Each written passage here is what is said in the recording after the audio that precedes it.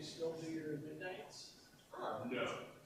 So some guys that like the overtime and like the extra money, they will do that, but I can't.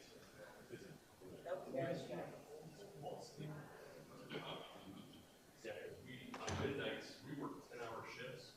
So if I would go and work a 10-hour shift until 7 and then come in here for 10 hours, yeah, it'd be an angry person. It's not healthy either. No. So what I do is I switch my duty days. If you could not sit in that chair, that would be awesome. This is, every time you move, you'll hit my tripod. Yes, sir. I sent you an email. I wasn't working yesterday, and then I worked midnights, so I slept early all day. I have no idea. I wasn't working. The Nunzio? All right. Because I would have done. I would have simply did that yesterday, but I don't. When I'm off work, I'm off work, especially working midnights. Because he works. I believe he works midnights too. So if it's 8, he might not even answer. Last night, you should have given us a text as well, right? If he worked, I don't know their schedule.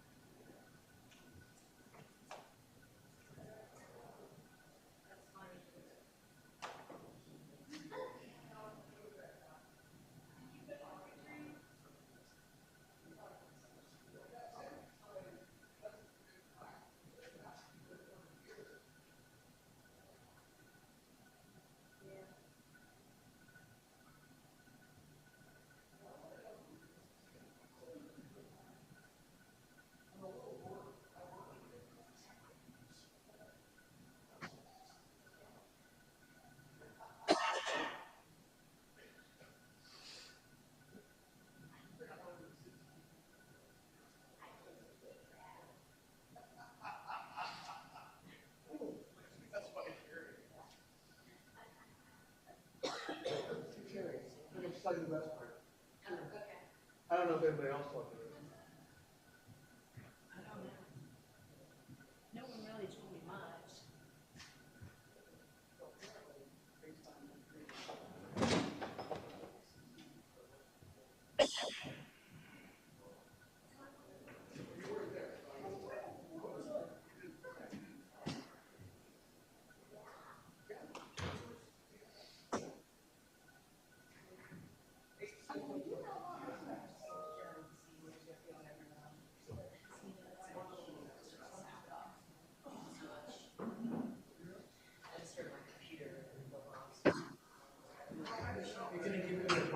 Oh, you saw that? I was hoping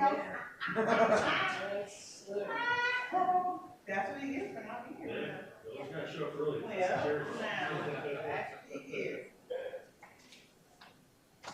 Yeah, anyways, like I was saying, whenever I have trial, I always switch my duty days to a day shift day when I'm working at court. My regular day.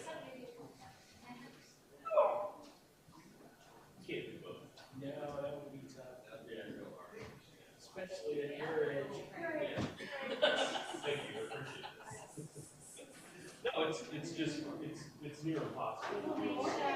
Paying another 20-hour shift with your ear, and then a trial on top of that. Turn the heat up a little bit.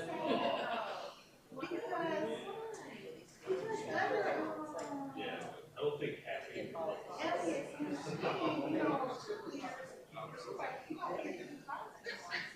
So you'll see these things.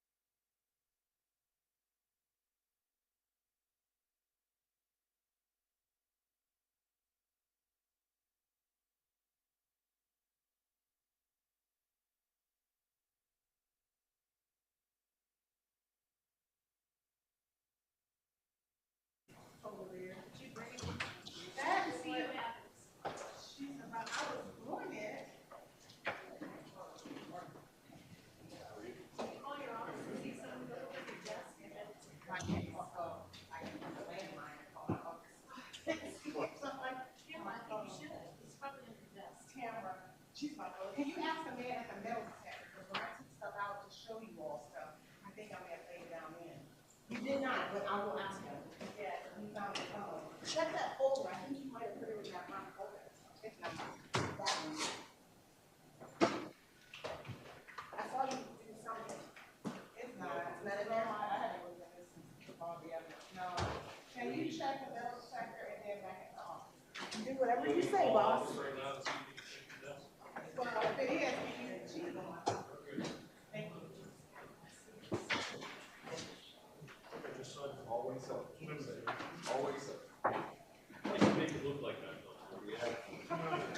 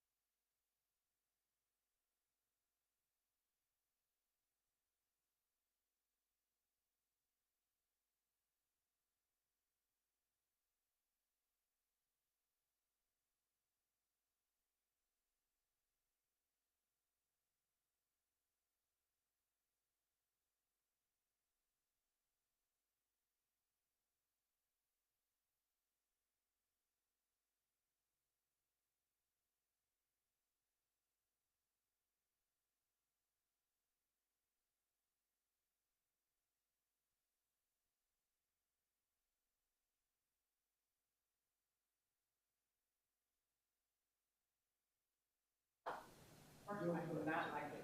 I didn't know you all. What you know, because the first time it happened, it was strong. I was like, why? Yeah, I'm saying, it's hard, what you put up on your thing. I don't even know for your phone. That's a good. Okay, so they come up.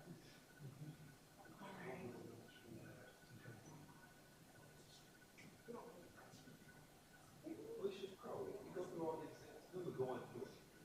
We did all of that. Okay. You want to, let's go, I like to know what we got wrong. You on 29, probably downstairs.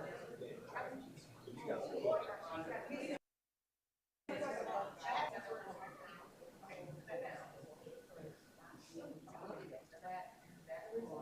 No, can you do it in the?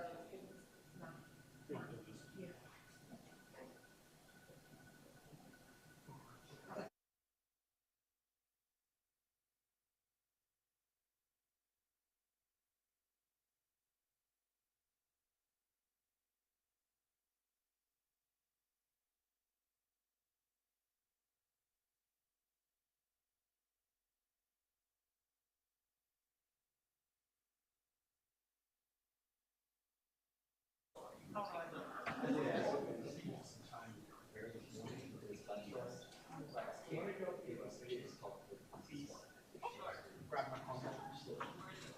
Get my office.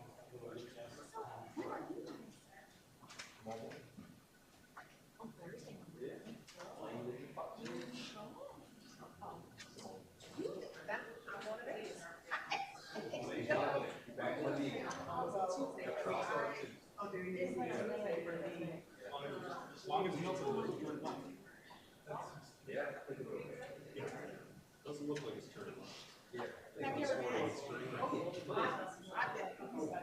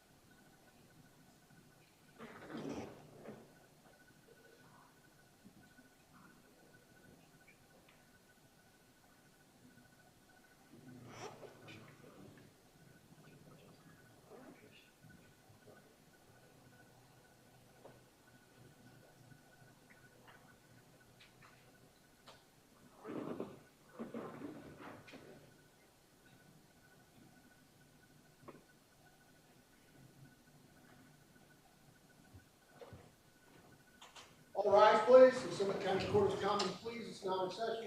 The Honorable Christine Croce presiding. Thank you, may be seated.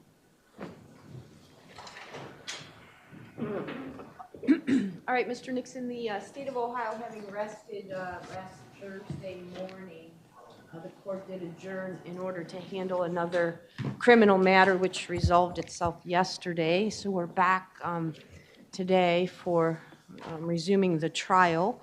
Do you have any witnesses to call, sir? Yes, Your Honor. I'll Who's your call first witness? Detective D'Annunzio. And again, there is an order for separation of witnesses, so I don't know if anyone in the gallery is the other person that you subpoenaed, but if it is, they may not remain in the court until they testify. Yes, ma'am. Thank you.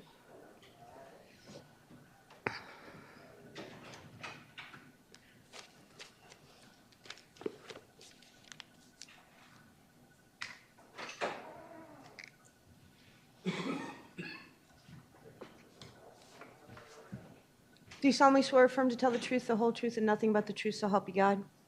Go ahead, please. You may be seated. Keep your voice up.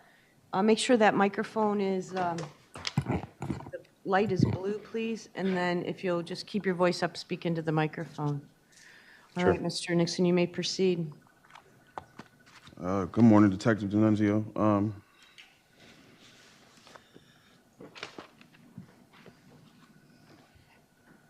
Going back to... Let's have him spell his name for the record, please. My first name is Danny, last name is D'Annunzio. It's D''ANNUNZIO.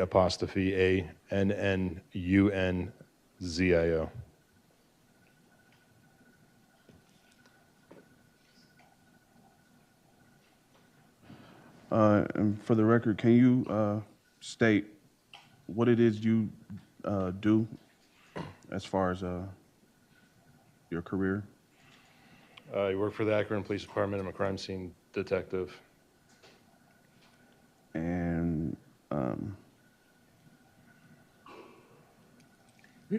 can you state for the record the credentials as far as how long it would take to become a crime scene detective? It's an ongoing department.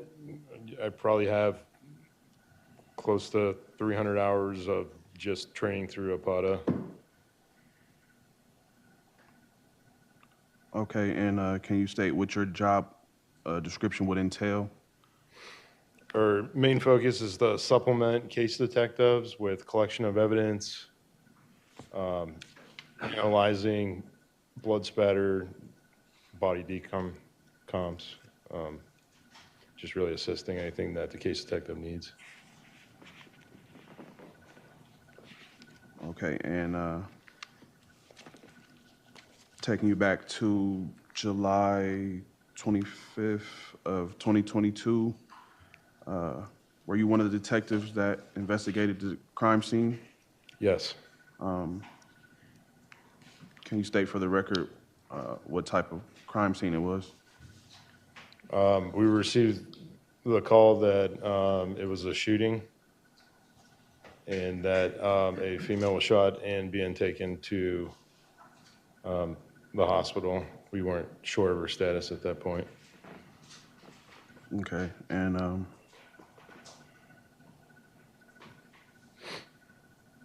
what did you, what were your duties that night at that crime scene?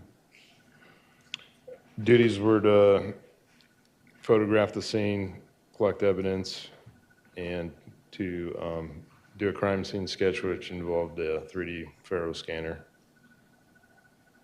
Okay, and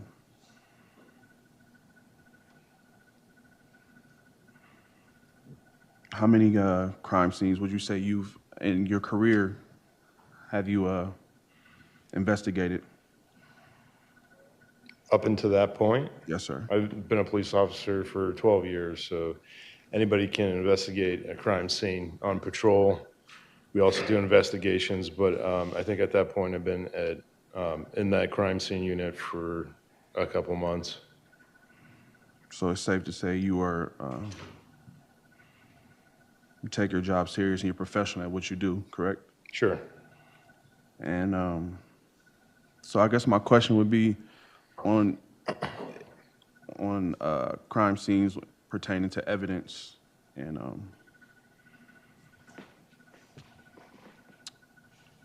the documentation of what's being found. How do you go about doing that? I'm sorry, can you repeat the question? My question would be, how do you go about documenting the evidence on any crime scene? Documenting the evidence? Yeah, like Well, I mean, in this particular case, the case detective went through and pointed out what pieces of evidence he found relevant to the crime scene. And then we usually, as you can see from the photos, we placard those items of interest. And then we usually take 3 different photographs of the particular piece of evidence, a overall, mid-range, and a close-up of that item. And then we package the material and we take it back to the police station, and it gets entered into our CAD system and placed into a DB vault. Okay, and what is the protocol if the crime scene is disturbed or, like, let's say an officer may have moved something on the crime scene? What is the protocol for that? On accident or on purpose, like what Are is you referring to a piece of evidence that was placard? It wouldn't have been placard. It may have been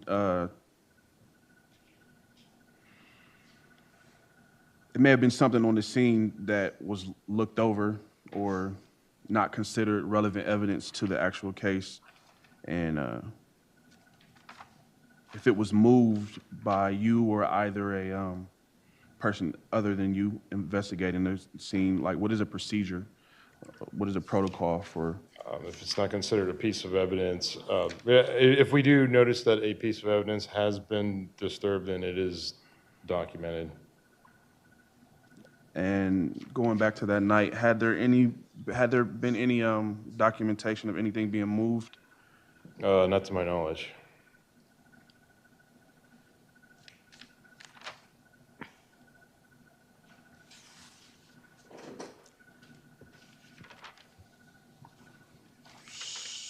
So you said it was a case detective that was in charge of pointing out what was evidence and what was not evidence, correct? That is correct. Can you state for the record what his name would be? Detective Hornacek. Detective Hornacek, okay. And at that crime scene, did Detective Hornacek ever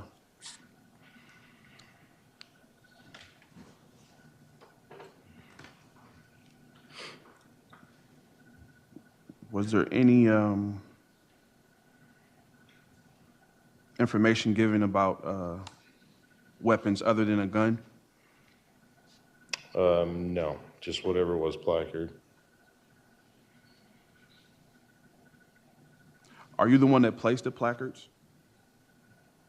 Myself and I believe Detective Frost were both on scene, and we were both placing placards down, if I remember correctly. Okay, and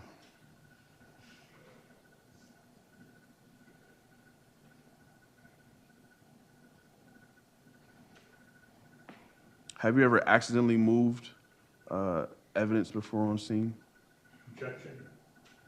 Sustained. Rephrase it. It's a very broad question. Are you familiar with that crime scene?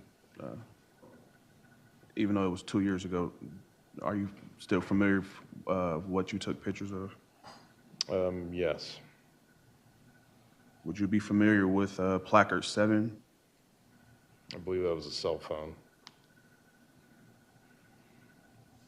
Did anything stand out to you in that room? No. And particularly because that room wasn't of any value to us, we determined that that was the person whosever room it was cell phone, and that was our main objective. Usually, many times when we get a crime scene, we collect all cell phones that we believe that could be related to the suspect's phone. In that particular case, we were able to identify that that was not of any value to us. So that room was pretty much, scratched from being evidence. And do you remember what was hanging on the wall in that room? I believe it was maybe a sword or a shield or something that was on the wall. That was the only thing that kind of sticks out. And was that the only sword or shield or knife that you seen on scene? That I can remember, yes.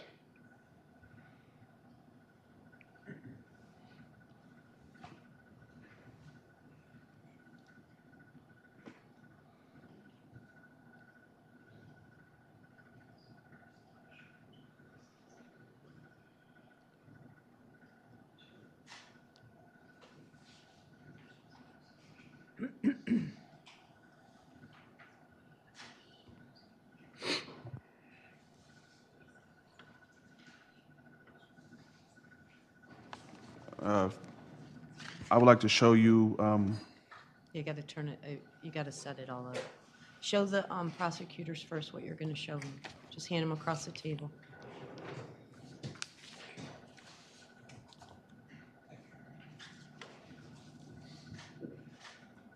I just have a question. Are these the ones that will be marked exhibit?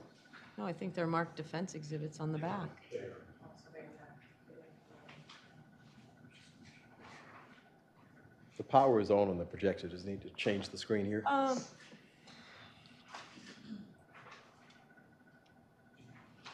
Ken Masage, come out here. I think you have to turn is there an on button for the, Power is on. It's blue light. I think you got to lift it up at least, I think. And then flip the camera over. Okay.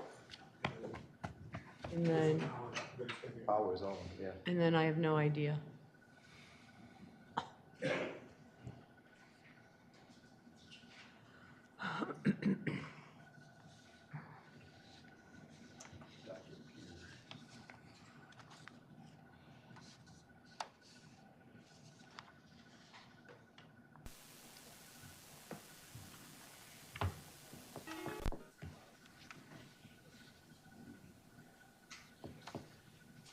Your Honor, as they're setting that up, is it possible I can hand them to the detective, let them? Yep. Detective Yeah, Denunzio? tell me what exhibits they are. Defense exhibits, what? Exhibit E, D, and F, D, E, and F? and I. Okay, thank you. Detective Denunzio, could you take a look at these pictures? And see if you recognize? Thank you, Deb.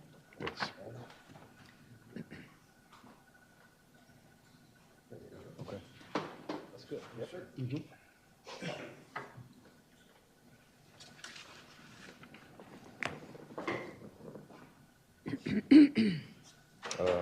Yes, those are photos I took. Okay, and is that you in the mirror? In the picture? More than likely, yes. Okay.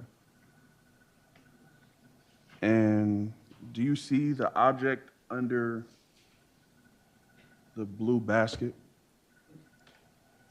Ask which exhibit we're referring to. Yeah. So, you got to identify a exhibit so we know which one he's looking at. Okay, it's probably going to be F. Okay. Do you want to look at them? Here. Do you want to go up there and use Yes, ma'am. it's set up finally now. So before you put it up there, let me know what exhibit you're putting up there, all right? Yes, ma'am.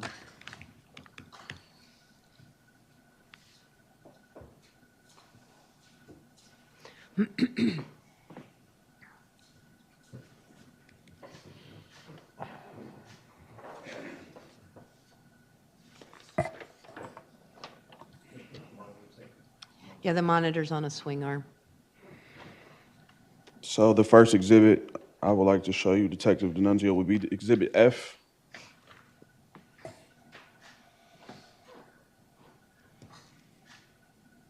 So, Mr. Villette, you might have to help with the auto, bright, whatever. Oh, that's better.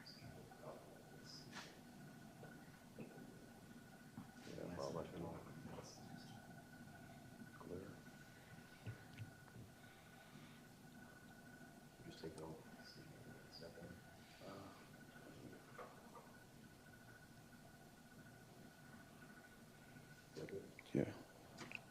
Okay, Detective D'Annunzio, it's pretty far away, but Oh, would you hit clear on your screen, please? See at the bottom of this. Oh, yes. Never mind, he handled it, thanks. can you see the blue basket? Yes. Or closed hamper, whatever you want to call it.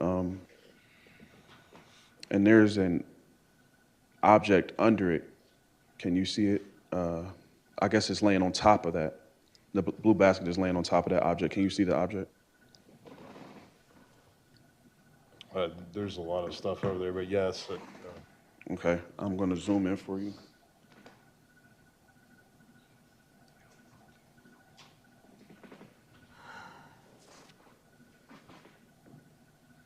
Can you see it now? Yes. And just off of what you see right now, do you recognize what that may be? Some kind of bladed item. Pardon me? Some kind of bladed item. You said bladed item? Bladed. In your professional opinion, well, first, can you see the serrated edge and Yes. what looks to be like a saw, maybe, on the other side? Yep. And are you familiar with machetes? Somewhat, not an expert on it. Okay. So you said it looked like to be a bladed item, so I'll ask you to take a look at, well, one thing, do you see the item that's on top of the bladed item?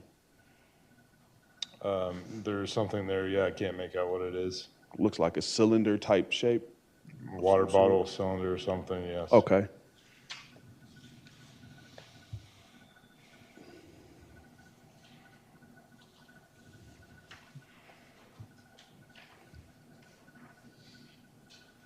I asked you to take a look at Exhibit I for me.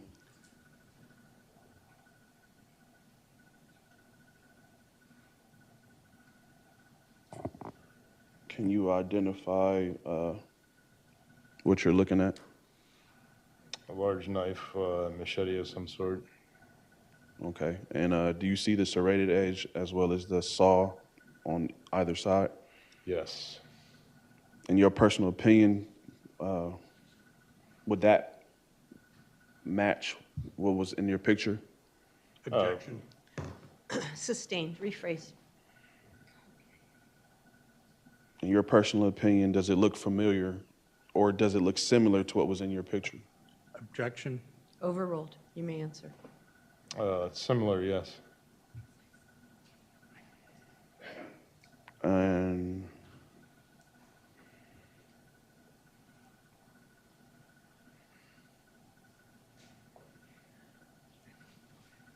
may I ask why this wouldn't be considered evidence? I'm sorry, you said why it could not be considered? Why evidence? wasn't it considered evidence? What are you referring to? That exhibit or what's in the photograph? Pardon me. I was referring to Exhibit F of the blade-like object under the basket. It's asking basically why wasn't it considered evidence on the crime scene? Typically, we don't collect every knife, gun, and things on a scene. It could have been said the same thing for the sword that was hanging up on the wall, knives in the kitchen. This particular case, there was a firearm involved, so we weren't considering that part of evidence, and more so, even that whole entire room wasn't considered evidence at that time. Okay. Your Honor, I didn't bring both pictures. There's another exhibit I'd like to show him. Tell Mr. Pierre which one you want. It should be in there.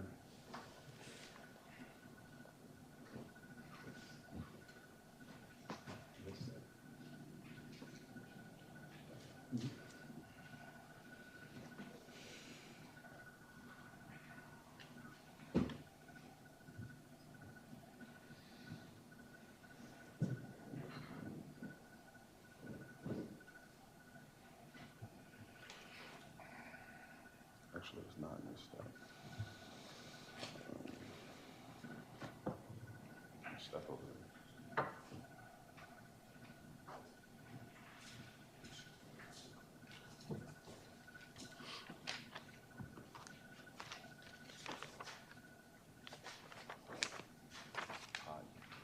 Your Honor, this is Exhibit H. All right, show the state of Ohio.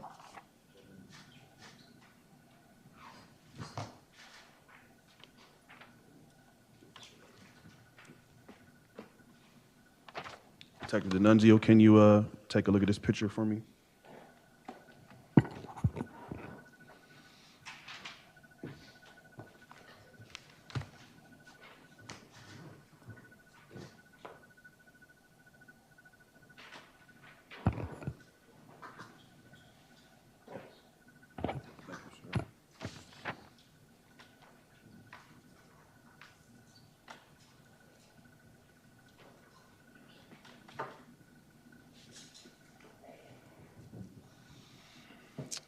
Detective D'Annunzio, did you recognize this picture? Yes. I kind of took it from you a little fast. I don't know if you got to actually examine it, but I'm going to put it on the screen. So Exhibit H.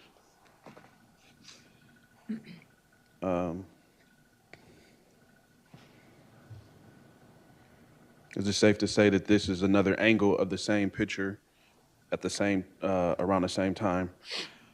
Yes. Of the same room? And in this picture, do you see that same blade that you identified in Exhibit F? Yes. And in this picture, are you able to see that object that was on top of the blade?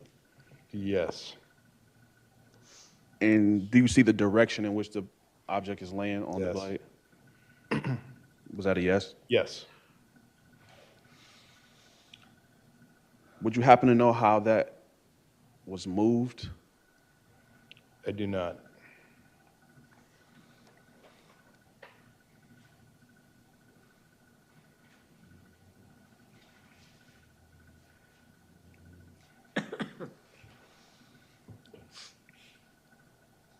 So in Exhibit H, that object on top of the machete is laying across it. Is that safe to say? Yes. Okay, and in Exhibit F,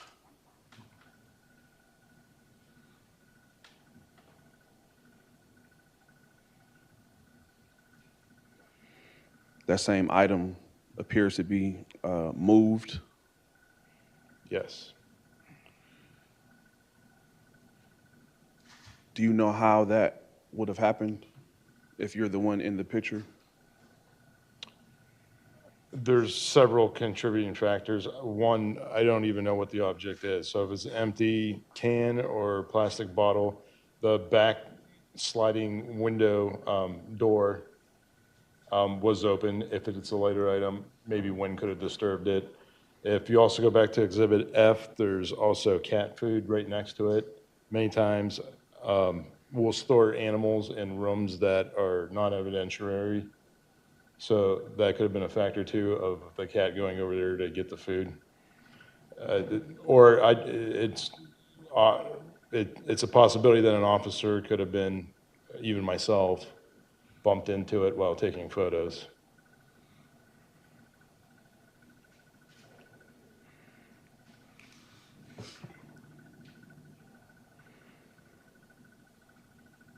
So, seeing that it wasn't marked as evidence, you wouldn't have made a report about that being knocked over, or was there? Sometimes if a room is disturbed, we will document certain things, sure. But like I said, in this factor, we wouldn't have put an animal in there, or, at the initial time, we thought placard 7 was going to be evidence from the cell phone that was plugged in, and it was later determined that that cell phone belonged to the renter or owner of the apartment. So it's safe to say that you didn't. It may have been moved by you or either another officer, and it wasn't investigated. Didn't look at it as it was. Like I mentioned earlier, if we noticed that something was disturbed, then we would document it. In this particular case, nobody was even looking at this because it wasn't considered part of the scene. And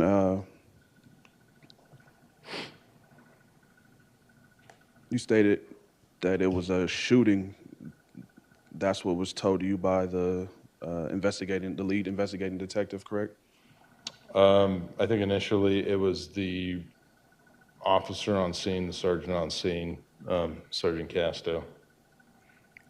So in situations where there's several different,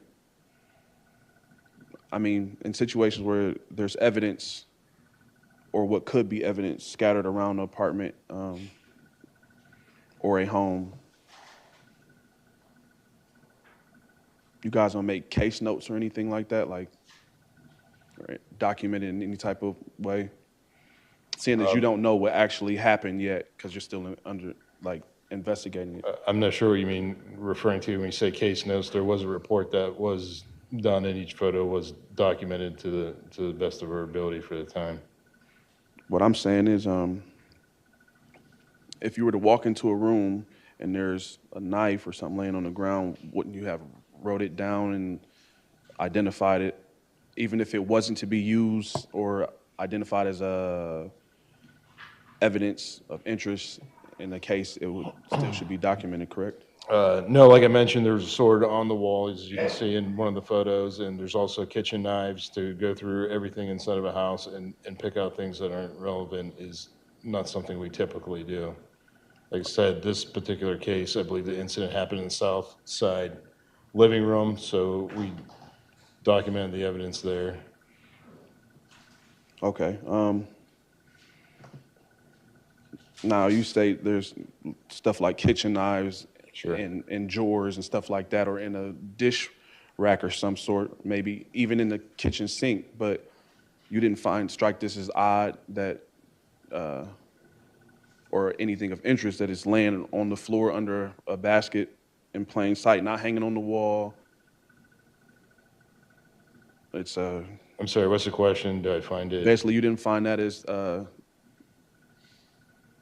evidence of interest, basically? No. Okay.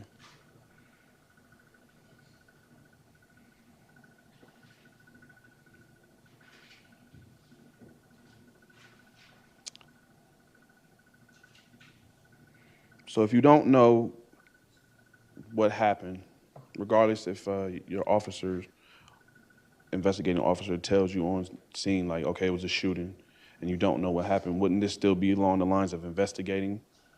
Not necessarily. Many times I don't want to know all the case facts when pertaining to certain cases, so that way I can kind of keep an unbiased opinion and process evidence according to not what I'm being told, but just without knowing what the full circumstances could be. And have you had any more? Have you gained any more knowledge into the case, this particular case? I have not. So you wouldn't know, like, if that was used or not. No. Was there blood found in this room? No.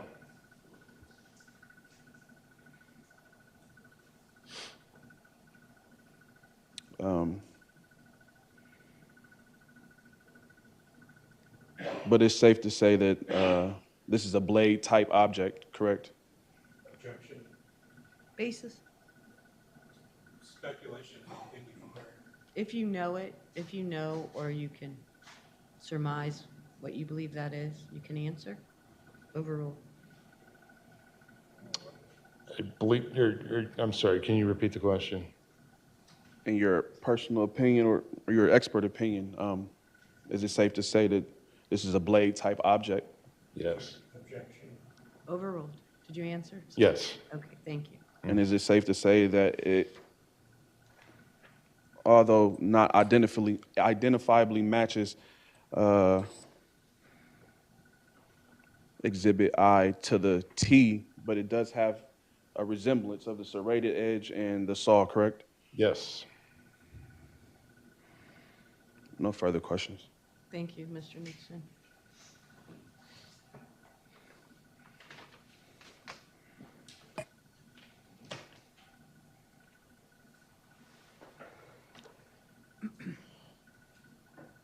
Prosecutor Villette. Thank you, Your Honor.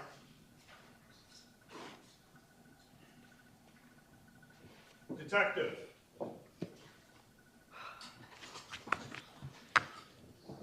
With this crime scene, you worked in conjunction with Detective Frost, Yes. and the two of you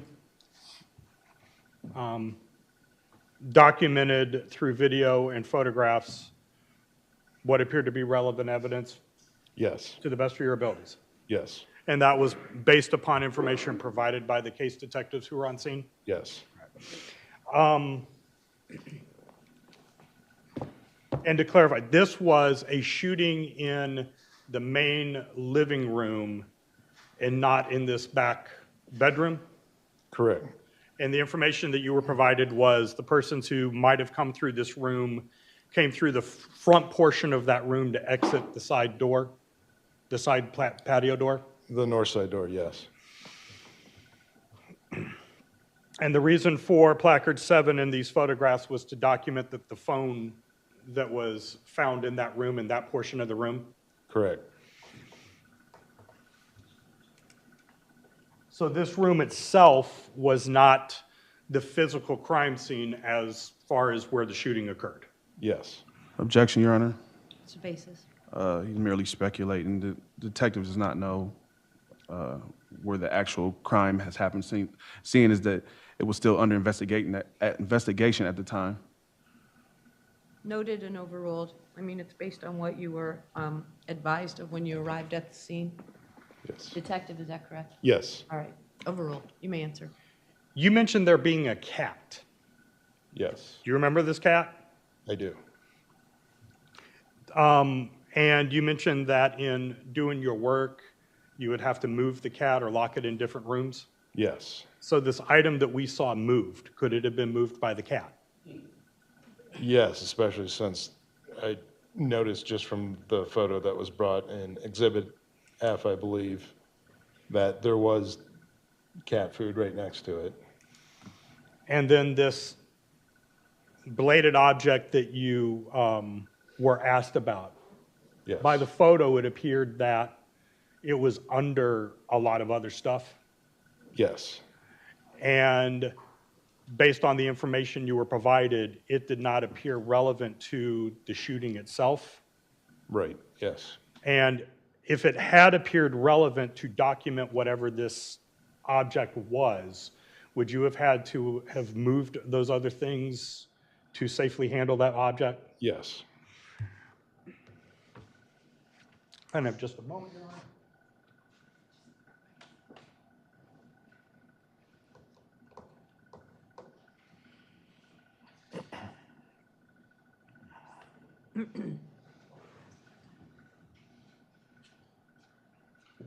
And just to be clear,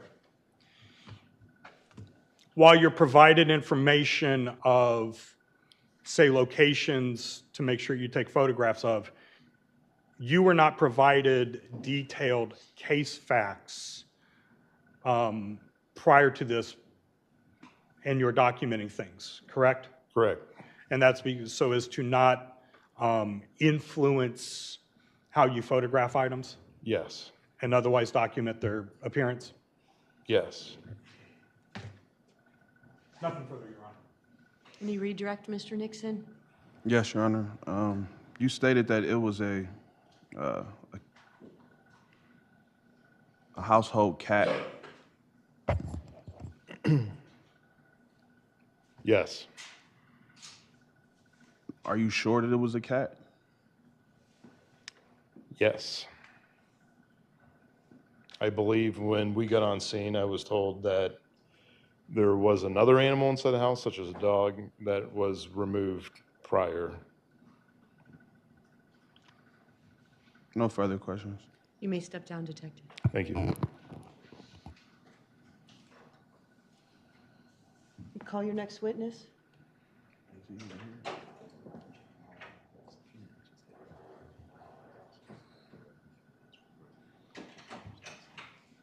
Your Honor, the subpoena for Lyndon Gales was Lyndon Gales? Lyndon Gales was for 1 o'clock.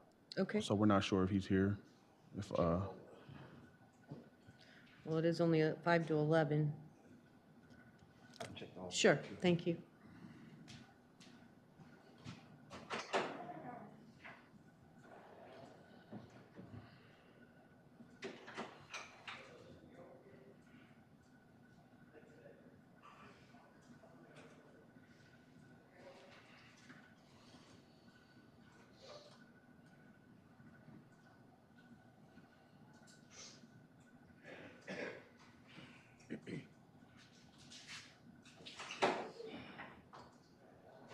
Your Honor, I was informed that he's still not here yet. All right, do you have any other witnesses? No, I do not. So after you call him, if he shows up, you're resting your case? Just asking. No, I would. Are you planning on testifying? Yes, Your Honor. You understand you have a right not to testify? Yes, Your Honor. You understand if you choose not to testify, your silence cannot be used in an effort to assert your guilt or prove your guilt by the state of Ohio? Yes, Your Honor. No conclusions can be drawn by your choice not to testify on your behalf. Do you understand that? Yes, ma'am. Furthermore, do you understand, since you are representing yourself in testifying, I will not expect you to ask yourself questions and then answer them. I will permit you to give a narrative of what transpired. You will be subjected to cross-examination by the state of Ohio. Do you understand that? Yes, ma'am. So because you did not subpoena him for 1 o'clock and it's 11, and we must finish today with testimony, if you're planning on testifying, I think you should do it now, and you can call him at 1 o'clock if he appears. Are you prepared for that? Or do you want about 20 minutes to talk to Mr. Perry before you take the stand? I would like to talk to co-counsel. Okay. All right, so it's 5 to 11. We'll adjourn at 11:30. You can go back in the jury room and you two can have a conversation, and then when we come out, we'll proceed with the rest of your case. Yes, ma'am. Thank you. We're adjourned.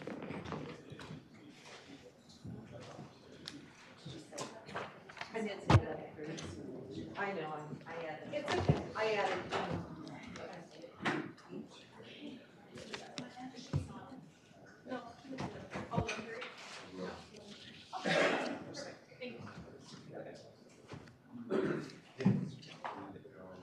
Good job, Terry.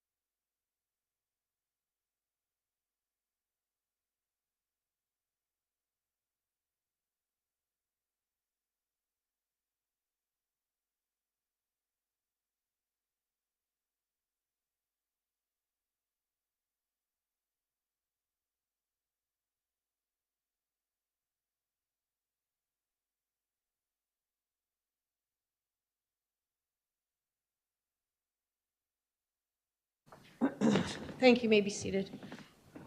So over the break, Mr. Nixon, I had Mr. Masich contact the sheriff's office. Your subpoena for Mr. Gales was attempted to be served on Monday, and due to Mr. Gales not residing at that address anymore, they were unable to serve him with that subpoena for testimony today at 1 o'clock. Yes, Your Honor. I was advised by co-counsel that on talking to the state, they have the address of where to subpoena him. Ms. Easter, do you have Mr. Gales' current address? I have Mr. Gill's, no, to answer your question, I do not have his current address. I have his parents. And that was troublesome for the state prior to trial. I went out there twice, left stuff, but evidently he gets it when he visited his parents. And he came Tuesday morning, but since I did not know he was going to be here, I let him go because we got the evidence in other ways. This is before any testimony that defendant brought out from any lay witness.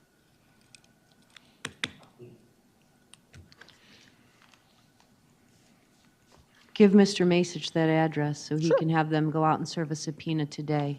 Okay. I will have him ordered to be here at 2:30.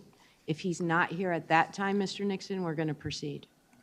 So if you can provide that address to Mr. Masich, he will then prepare a subpoena from the court for Mr. Gales to appear today. Okay. Your Honor, there is a issue that I have with my other witness so when I put in my criminal rule 16 and I asked the state for all evidence, there was a document that wasn't given or provided by them, but I had received it through my co-counsel when he was representing me, and it was Detective McConnell, a BCI report of Detective McConnell, and I would like, basically I'm asking you if, is it possible that I can have time to subpoena him as well? So what, who does he work for? APD. All right, and what did he do? He was one of the detectives in my case. I know, what did he do? What do you expect his testimony to be? In his report, it states a narrative that matches my narrative that doesn't match the state's narrative. So I need him to clarify where he got that information from, because he didn't interview me. And if his narrative matches my narrative, and Your co-counsel wants to have a conversation with you. Your Honor. Right, do you have the address? Oh, yes. I need that done ASAP. If Joe.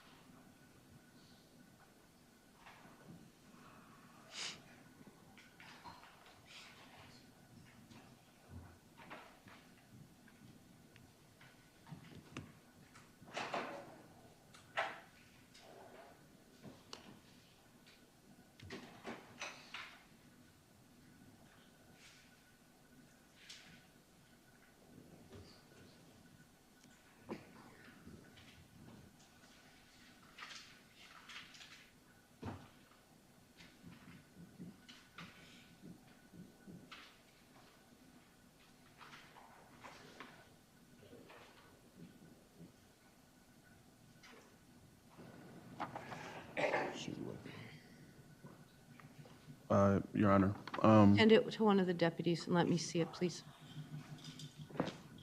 Thank you, Deputy.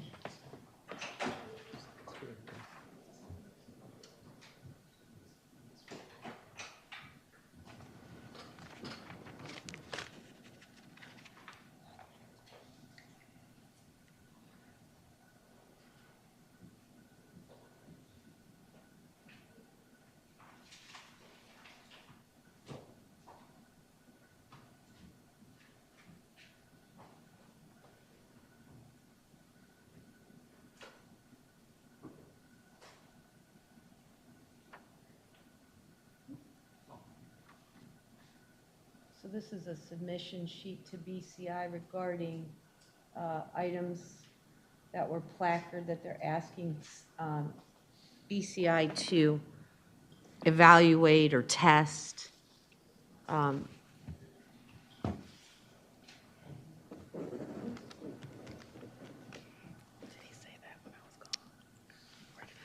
statements that are highlighted on that report appear to be, I guess, a short narrative of the facts. Whether Detective McConnell got those from another detective and or interviewed people regarding that. Those statements in that report are hearsay. They're not admissible. As for whether or not they bolster or confirm your version of events is inappropriate under the rules of evidence with regards to testimony as to veracity and truthfulness. I would permit you to subpoena him and ask him where he got that information, but whether or not that information is true or accurate is not coming in the court, because statements on that report in and of themselves are hearsay. You could question him as to where he got that information from, and that may lead to additional questions. So I would indicate to you, this is the pitfalls of representing yourself. These subpoenas should have been done prior to the start of trial. If we can get him over here this afternoon to proceed to testify, great, but I am not going to draw this out any longer due to the fact that this was, not done in advance of the start of our trial. So, Detective Hornacek, is it McConnell? Is that who it is? Yes, ma'am. What shift does Detective McConnell work? Do you know? He works first shift. So he's could be working right now? I don't know what his schedule is, but I do know that he does work first shift. First shift is 7, 8, or whatever? He's in the property room, so it should be 9 p.m. to whatever. I don't know if they work 10-hour shifts or 8-hour shifts. Were you going to say something? I indicate, Judge, I got his number from the report that I saw there. I was transferred to his office this morning. I left a voicemail for him. So my understanding, he actually is in the office today, but he wasn't there when I called then. Okay. All right, so Detective Hornacek, I'm going to ask that you step out, contact him, and ask him to be here at 2:30 this afternoon. And I will either issue a subpoena if he needs one or a court order, whatever he prefers. Or he could just come of his own volition because I'm asking.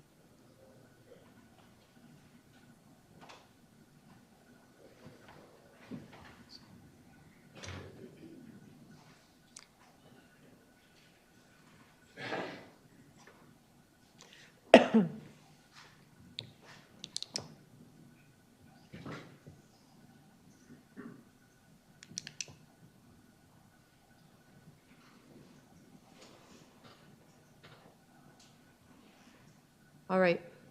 So that all being said, we'll see where we're at with regards to McConnell and getting a subpoena and seeing if the sheriffs can actually serve that on the Gale residence today, or on his parents' house, I guess. If he's there and he is personally served and he does not appear, I'll issue a material witness warrant. If he does not reside there and they do not accept service of that subpoena, then there's no further action that this court is prepared to take, and or any other accommodations that this court will make in lieu of the fact that you have chosen to represent yourself. So with that, are you prepared to testify, Mr. Nixon?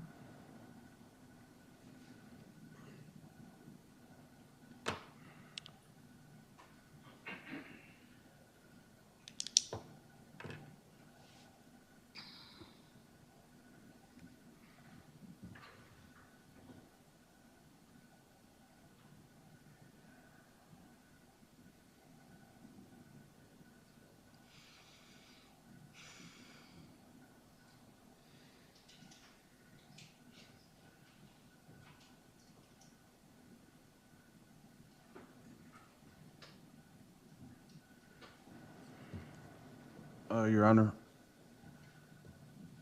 if I may ask that I would like to testify after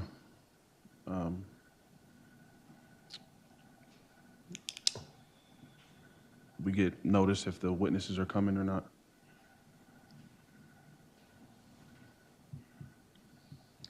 So we have a lapse of 3 hours between now and the time anybody potentially could be here. So my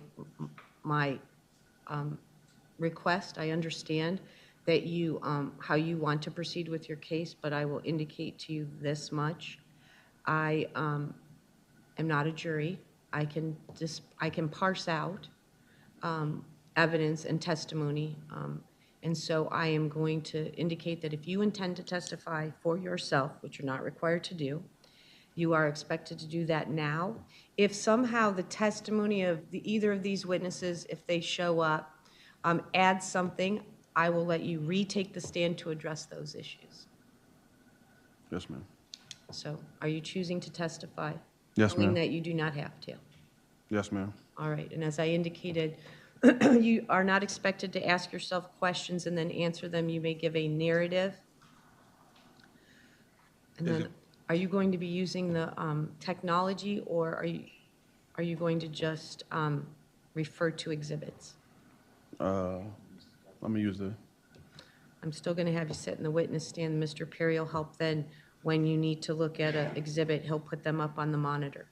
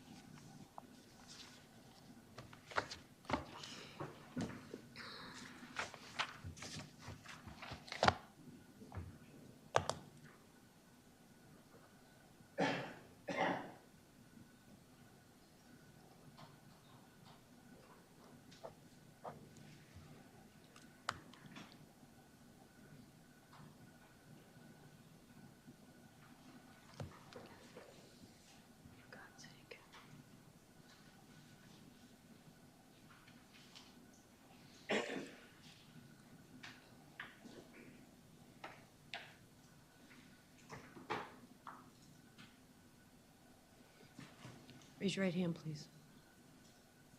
Do you solemnly swear or affirm to tell the truth, the whole truth, and nothing but the truth, so help you God? Go ahead and have a seat.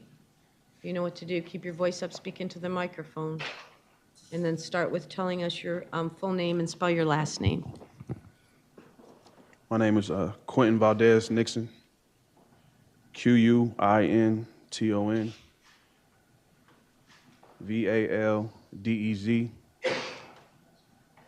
Nixon. All right. All right, Mr. Nixon, you may proceed.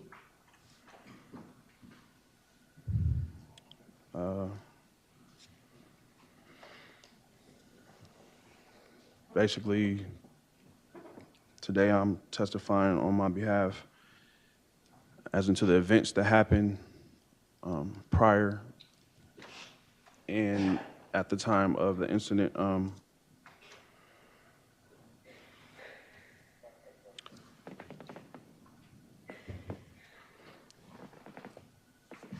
Person whose house it happened at is Angel McClain.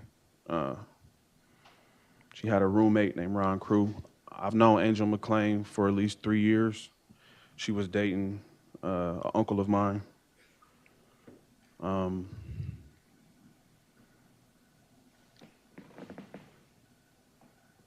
had just had a birthday, July 18th, so I believe a couple days later, she had asked to come pick me up from my mother's house. She wanted to see me, as well as I agreed to help her find a stolen vehicle.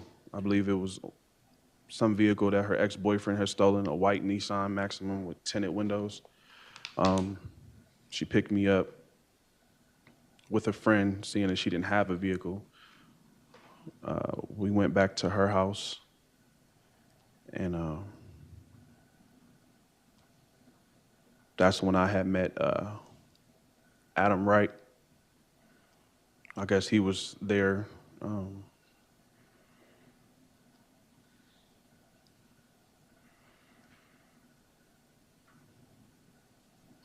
At the time I was introduced to Adam Wright, I remembered him from a mutual friend of my uncle and I, maybe a couple years ago. I seen him in passing, and yeah, it wasn't awkward or anything like that. It was just I guess he was there staying at Angel's house. He had just came back in town from, I believe, Alabama or Florida. I'm not sure which one.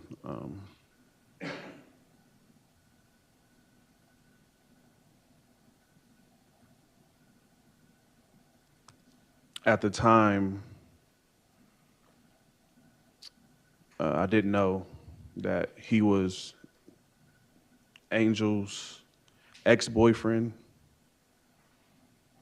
She never told me that. At any time did she tell me that. I actually heard it from him.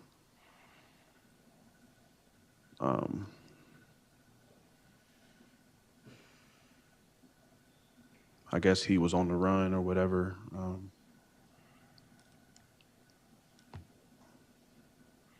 And he had just needed a place to stay. Angel said he was homeless or whatever. And in him staying there at that time, he I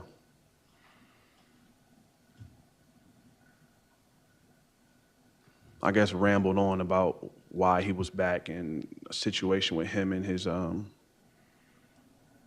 guess brother, Brian Fielders. I heard of the people they run with in the streets or whatever, and I don't really involve myself around those people, but I've heard of them. So I guess as the day progressed, we talked about him knowing my family. A couple of my uncles last seen me. Like I said, it was some years since I had last seen Adam.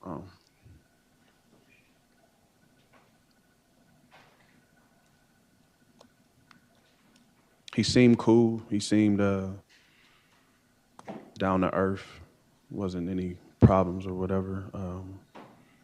At the time, me and Angel hadn't really spoke on us like being a thing. I think she testified that she called me her nephew. As the days progressed, that went out the window.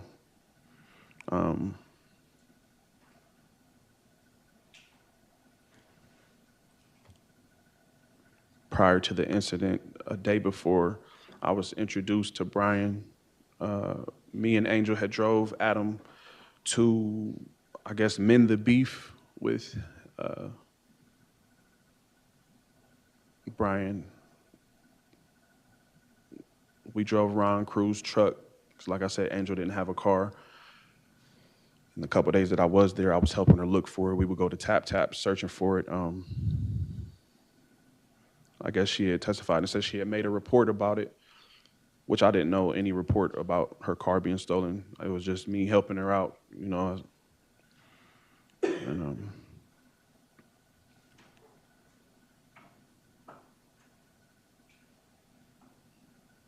so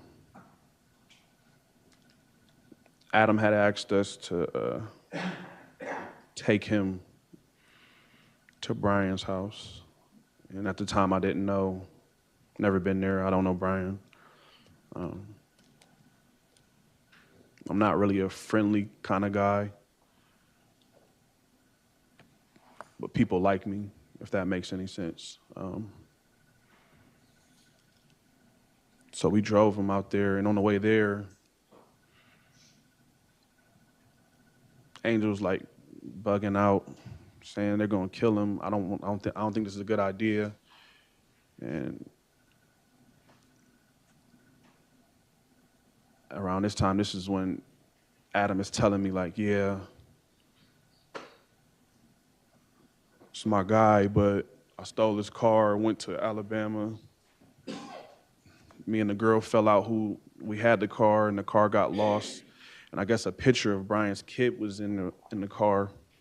And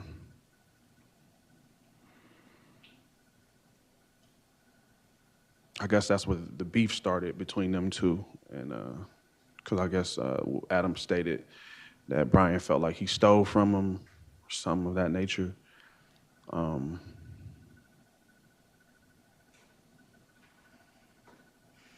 So on our way there, Angel's freaking out. Mind you, I didn't know that Angel knew Brian. I assumed that she did. She testified and said that she didn't know him. But it was kind of a shock to me and Adam that Angel did know of Brian or knew Brian. I guess the house was in Springfield. On the way there, he was telling me how, yeah, dude is crazy. He was stating that Brian was aggressive, known for doing. Objection, Your Honor. So, Mr. Nixon, you have to testify about what you know and not about what other people told you. Okay. Well, I was just laying out. I understand, but you referring back to what other people have testified to is appropriate for closing argument, but for your testimony, it's about your knowledge and what you did. Okay. At any point, will I be able to play evidence? Depends what the foundation is and if it's appropriate. So Okay. we'll rule on that when you get there. Yes, ma'am. Angel was tweaking out, I guess, like she's crying, like she's like, I don't want to take him. I'm like, I don't think we should then. Adam's like, I'm still going if y'all not gonna take me or not. So I rode with Angel to protect her. And she drove him because I guess that was her ex-boyfriend. And so we get there, we pull up, Adam gets out. I look at Adam and I say, I don't think this is a good idea, bro. He said, y'all can just pull off. I'll call you if I need you. And as we're pulling off, I see him go in the house. I guess the house was in Springfield. I never been there. Don't know who lives there at the time. An hour went by. Me and Angel had went around the corner and went to the store, sat and waited for Adam to call, I guess, to see if he needed a ride back. Adam did call. By now, she's like calming down because she heard his voice. And because she thought something bad was going to happen to Adam when he went there.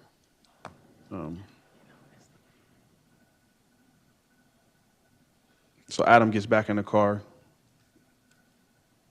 I'm in the front seat. Angel's driving. And then we about to pull out. And then Brian gets in the car. He runs up to the car and he gets in. I guess I give Angel this look like, and she gives me a look like I don't, she didn't object to it though. Like she was cool with it. Brian gets in. He's talking to Angel. He's saying, what's up? He's saying, he looks at me, asks me who I was. I told him who I was. And first thing he said was, oh, I see you got a lot of jewelry on. I'm like, I said something of the nature, yeah, I do my thing when I can. And somehow, some way, he's like, I want to come back to the house and kick it with y'all. I don't know what for.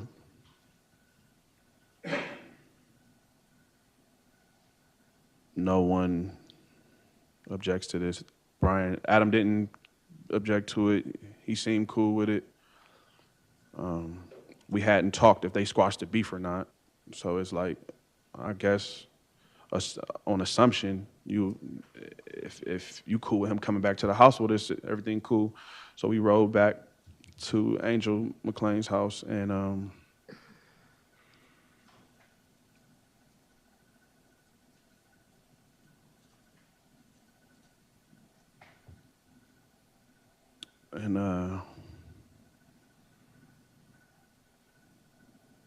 when we get in the house, can't remember who was there for real.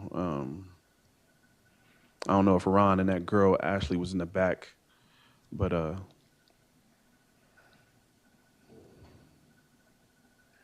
we are in the living room.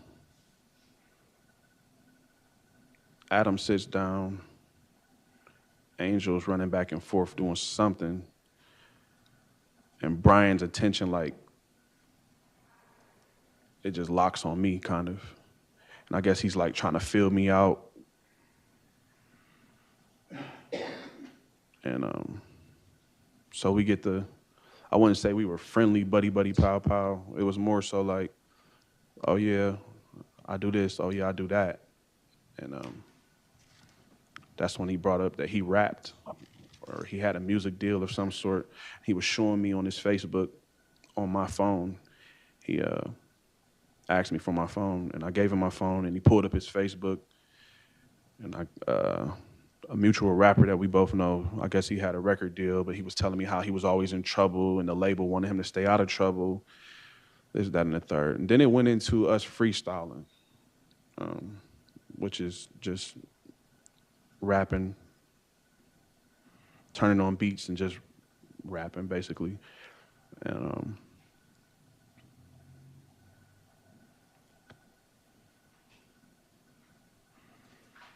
I didn't think anything of it.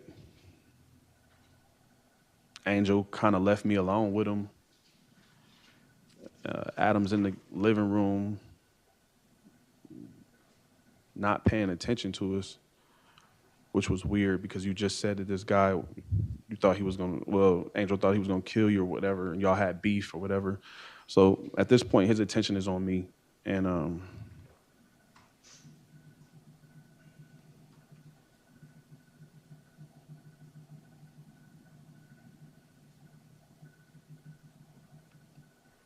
I guess we sat there and rapped for like maybe 2-3 hours. By the time we had got back to the house, it was pretty late though. Like 2-3 hours.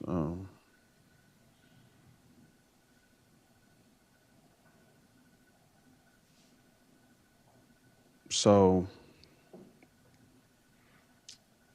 before he left the house, he sent me a friend request, but he used my phone. He was like, yeah, just check me out. Maybe we can get in the studio together. Da-da-da-da-da. And basically,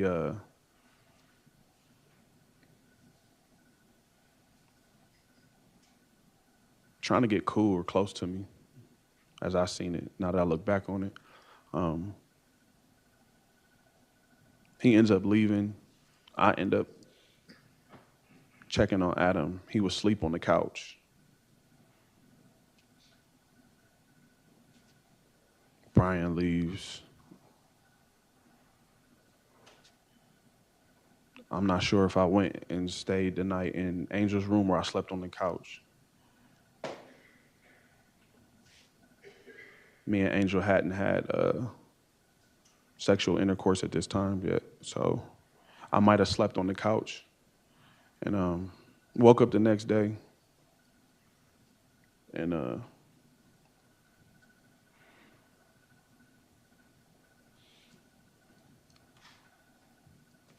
everything was cool, I guess. Adam had some stuff. He had to do some errands, I guess, trying to get his money together to do God knows what, I don't know.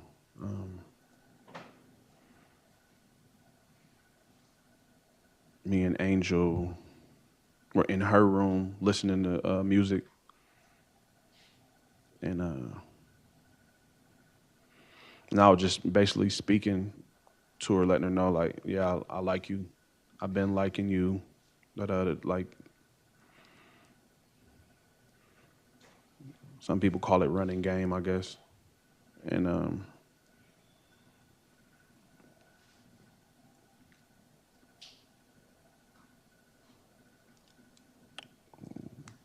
we ate breakfast. She made breakfast, and then her daughter came over. Angel's daughter came over, Nevaeh, and I was in the room. I haven't seen Nevaeh since Angel was speaking with my uncle. So when Nevaeh seen me, the first thing she said was, "What are you doing here?" I'm like, "I'm here for your mom." She slapped me in the back of my head, like, "Why are you here?" And I didn't think anything of it. You know, me and her were close. We got the same birthday, July 18th. And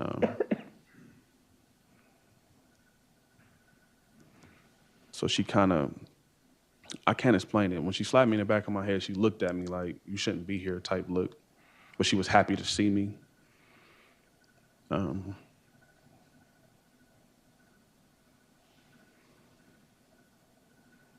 then she was telling me about her mom's ex-boyfriend or whatever, some guy that... Objection, Your Honor. Overruled. Not specifically what she said, just who the person is and how it's relevant. Okay.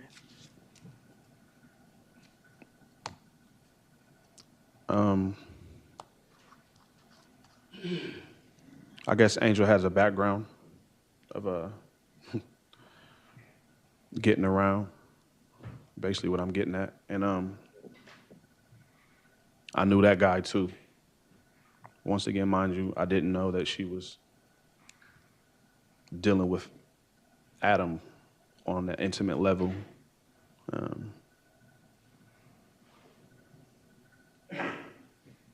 So after her daughter left, we continued to listen to music in the room, and then my uncle comes over, and he knows all these people, like everyone. He knows Ron, he knows Angel, he knows Adam. He knows a few of the stragglers that's in and out.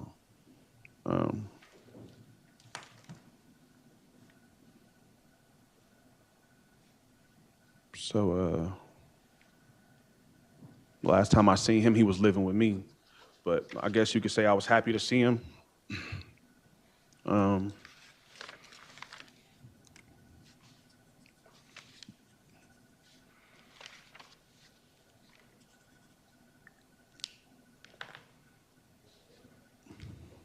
Now I have messages and evidence that state the actual date from when she came and got me to leading up to the incident of July 25th. Like instant messages on your phone? Yes.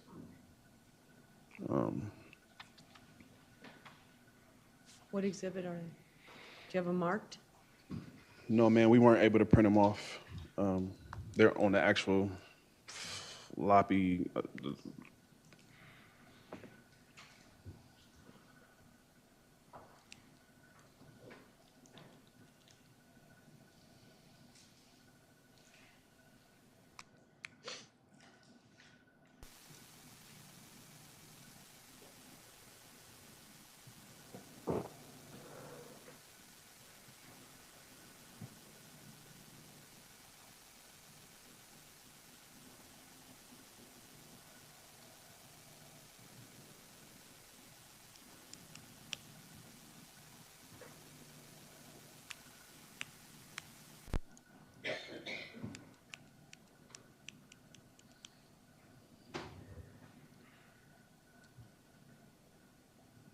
That's not my phone. My phone is the other one.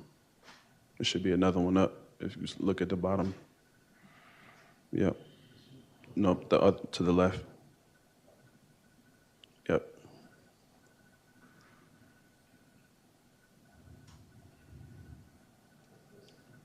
Yep.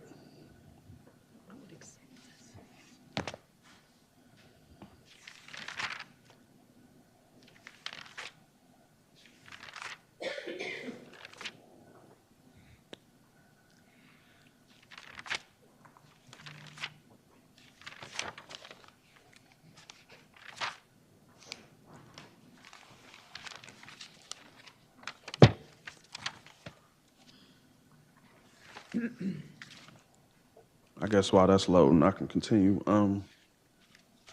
So my uncle came over.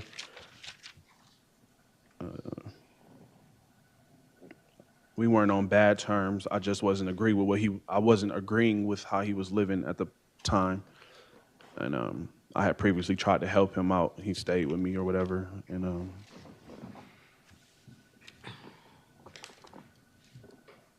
just petty disagreements.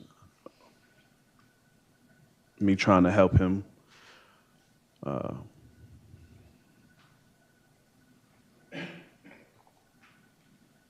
So when he gets there, I didn't know at the time how he arrived. So we stepped out, and I was speaking to him about his brother and how me and his brother was on bad terms at the time about some money. And I recognized the vehicle that he was in, and the vehicle that he was in was a mutual family member's. And it's like a Jeep Wagoneer or something like that. And I recognized whose it was, and he didn't have any money.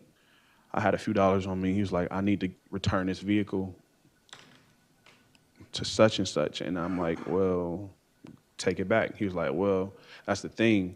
She let me use it, but I didn't come back when I was supposed to. So I need you to call her and tell her that you're going to return it. And I'm like, no, I'm not about to involve myself in that.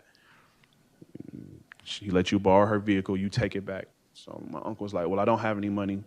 So he asked me for a couple dollars to get gas, and I gave him the gas money. And he went, got the gas, and he pulled right back up instead of leaving and taking the vehicle we were supposed to go. We had like a brief argument about it. He was basically, I felt like something was off. He like, nephew, if you could just call her and let her know that I dropped the vehicle off to you, maybe you could bring it to her, she can come get it from you. I just don't want to see her. I'm like, no, I don't want no parts of that, whatever. I don't know what you're going to do. I gave you the money. You should have just took it back. Long story short, he never took the vehicle back. It sat in the driveway. We went into the home. Angel's friend, who initially came and picked me up from my mother's house with her, we went to her house, and she was showing us her house, said she needed some work done. I can't tell you where it was. It was a big ranch-style house.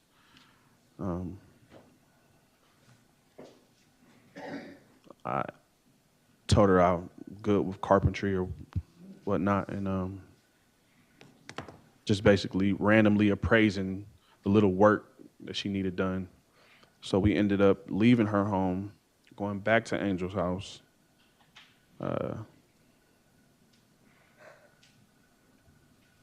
Around that time, it was an agreement that me, Adam, Angel, and my uncle and her friend were gonna have dinner that night all together. So Angel cooked, and I really just spent most of that time talking to my uncle, trying to figure out what he had going on, and I don't really know what he had going on. He was kind of everywhere with his thoughts.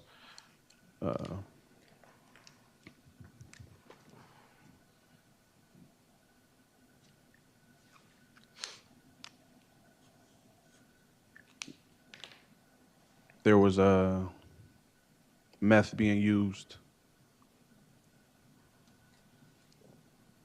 I don't know where they got it from. I didn't come to the house with drugs. But snorting it, smoking it.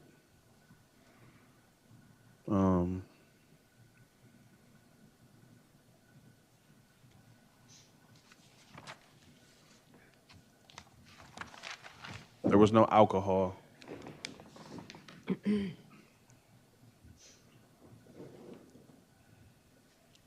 I think that would explain some of the sporadic conversations we were having.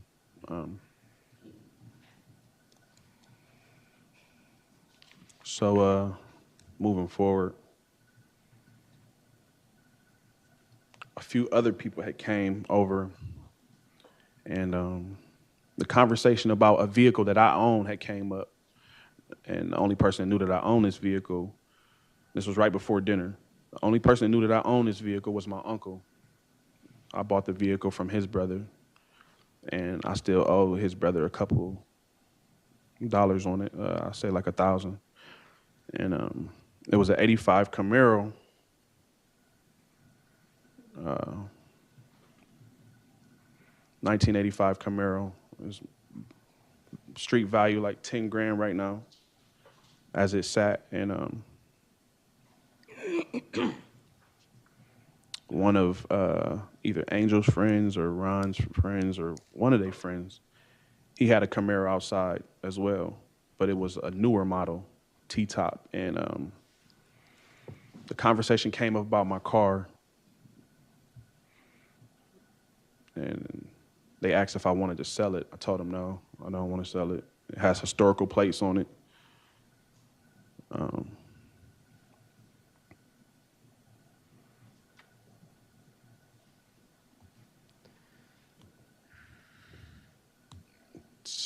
Somewhere in this conversation, the guy asked me if I think his name was Ed, I believe, if I'm not mistaken. He was the guy that had a Camaro. He asked me if I wanted to trade my car for his car. I said no. Then him and my uncle went into the kitchen and spoke privately about something. I went into the bathroom to use the bathroom. They didn't have any toilet paper. So I was stuck in the bathroom, basically. So I'm screaming to anybody that's out there, like, I need some toilet paper. They took forever, it seemed like. But as I'm waiting, I just hear it's real quiet out there. Like, it's real quiet out in the living room and in the kitchen where they were talking. Now, I know that Angel's in the kitchen and she's cooking, but it's weirdly, eerily quiet out there. Long story short, they finally come with the toilet paper, come out the bathroom, and after washing my hands, and there's another person there. It's a female, some young female, I guess, that lived in the area. And her and Angel called each other sister or something like that, of that nature.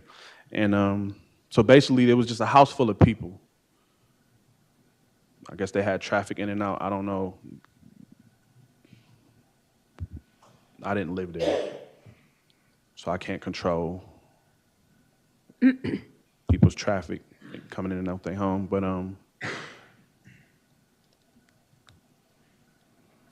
they're still talking about my car. And then now my uncle is like, nephew, I need you to do me a favor. I need you to take this truck and take it back to, or no, I need you to take this truck and ride with the guy who had the Camaro. My uncle ended up leaving in the guy's Camaro, and I don't know what transpired. I don't know if, I don't know. I really couldn't tell you. I don't know if he sold the vehicle or what. But my uncle ended up leaving in the guy's Camaro, and the truck is still outside. But before he left, my uncle was like, I need you to ride with him to take this truck somewhere.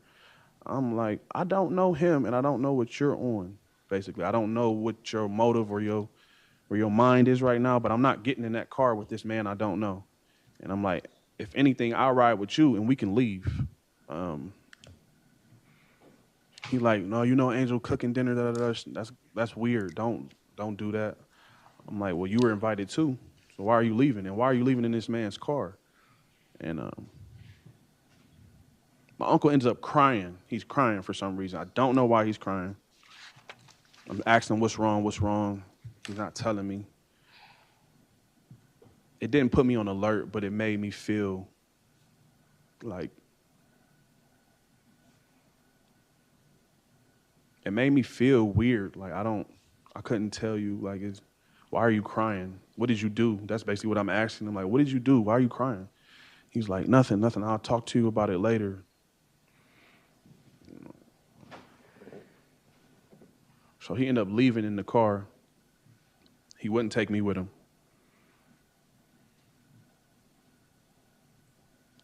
I end up going back into the apartment. Angel, Adam are upstairs. The guy, Ed, ends up pulling off in the mutual family member's vehicle. Now, I don't know where they took it. I don't know where he took the vehicle. I don't know what just happened. I don't know what just transpired. I don't know. So I go in the house and I tell Angel, I'm like, I told her what just happened. She's like, yeah, your uncle been on some weird stuff lately, da-da-da-da. He gets real nervous around my people. And he started acting weird and doing dumb stuff. I didn't understand what she meant, my people. Like, what you talking about? She was like, yeah, we like a family, da-da-da-da. These are all my people. She was talking about Adam, Ed, Ron, Brian. These are all her people, basically. And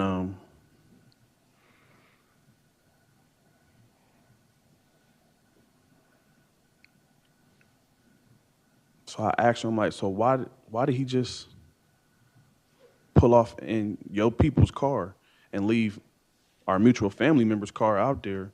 And then that guy took her truck. And Adam interjected and said, don't worry about it, bro. Don't worry about it. And I'm like, what you mean don't worry about it? The person whose car he just rode off in is like an auntie to me. So I'm kind of worried about it. Like, why wouldn't I be? He like, no, your uncle owed us something. He owed us some money or something. And I don't remember my uncle ever telling me he owed him anything. I kept asking him what was wrong. Like I said, he said he would talk to me about it later. I never ended up seeing my uncle after that.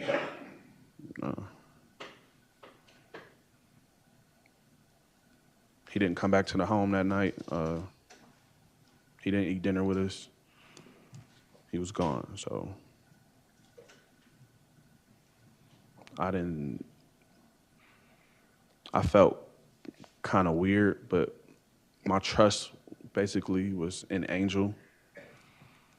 Mind you, like I said, I've known her for a couple of years. She dated my uncle's brother, so it was kind of like a family thing, but I was attracted to her. No disrespect. I was trying to have sex with her.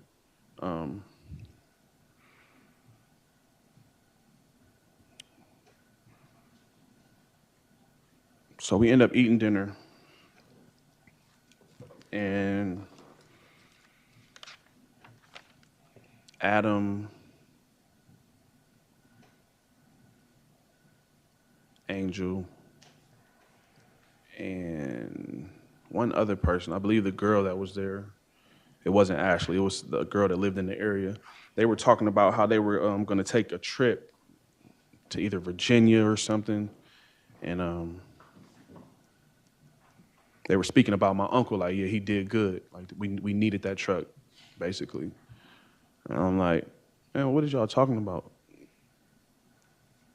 They're like, we needed that truck. We about to use it. I'm like, what you mean use it? Like, you asking too many questions. I'm like, not really. Angel was like, that's enough, that's enough. And she kind of quieted me down from asking the questions and stuff. So I'm like, Angel called my uncle. She was like, you know he don't have a phone. So I'm like, you're right.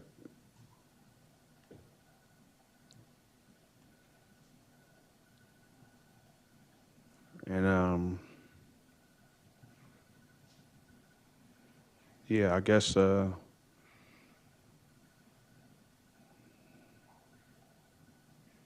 we got to talking about people, the people that they know. There's a couple of people in the streets that I ran across myself, that also my uncle had ran across.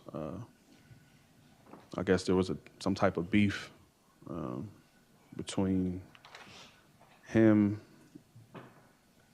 and a mutual person that we knew. And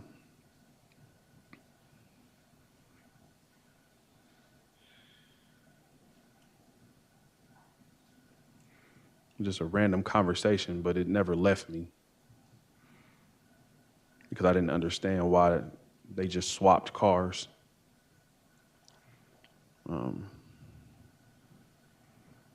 At the time, Adam was doing something with a printer or something. I don't know what he was doing.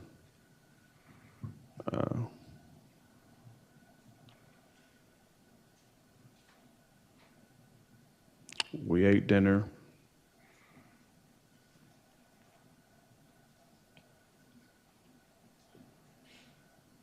And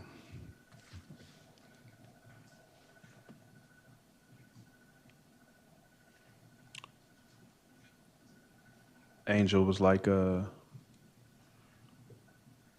you ride with me to go check some of the taps, see if we could find the guy that stole my car?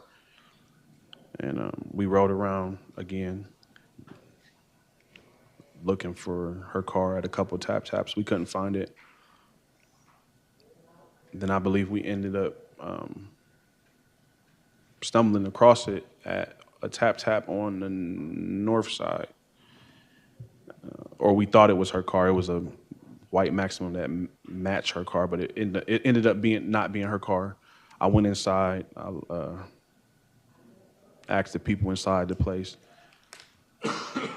And the owner came out with the keys, like, yeah, this is my car. Long story short, we went back. She was pretty upset that she couldn't find her car.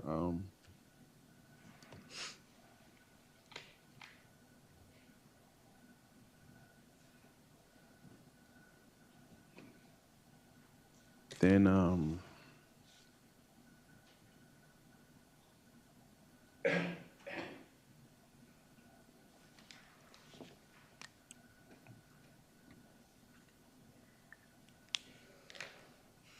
I believe Ron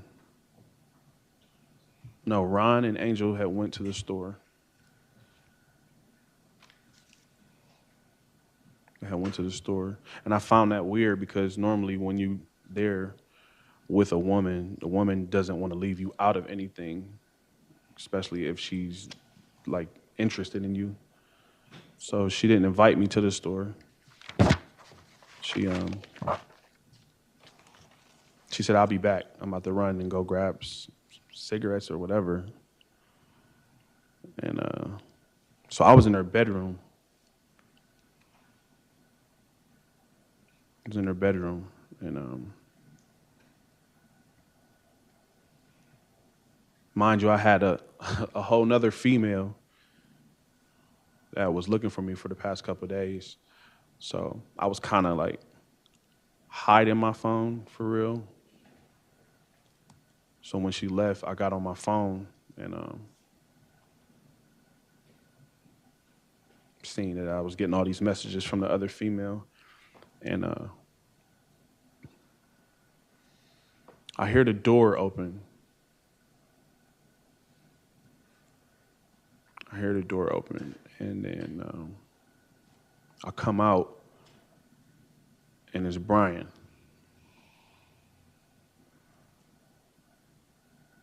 Brian comes in, he's like, I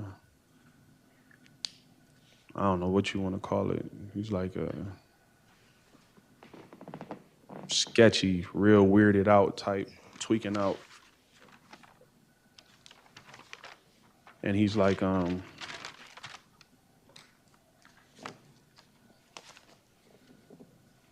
he comes in talking about he thinks his girl is trying to set him up. Mind you, I don't know who this girl is he's talking about.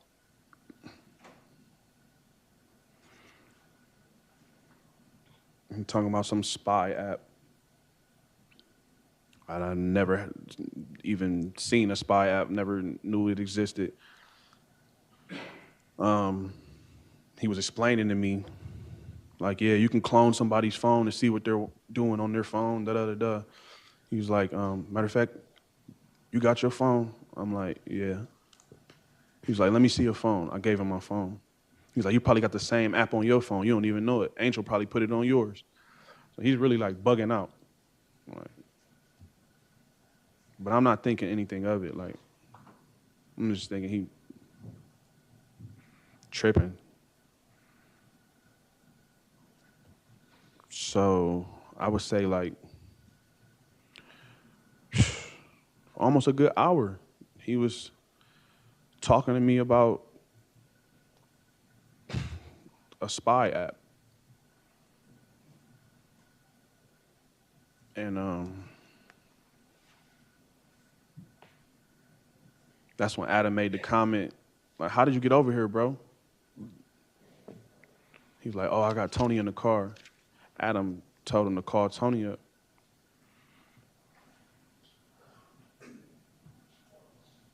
Brian had already been in the home for at least an hour. I could visibly see the gun on his hip.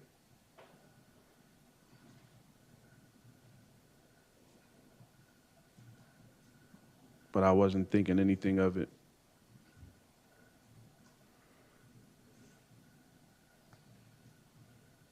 Adam has his gun. He's walking around with it in his shoulder, like under his armpit right here. He's doing something with curling iron, something. And I don't know what he was doing. He told Brian, like, you're tripping, bro.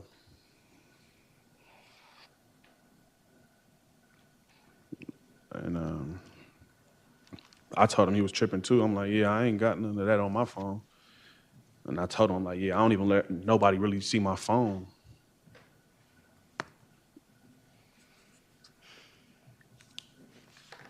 And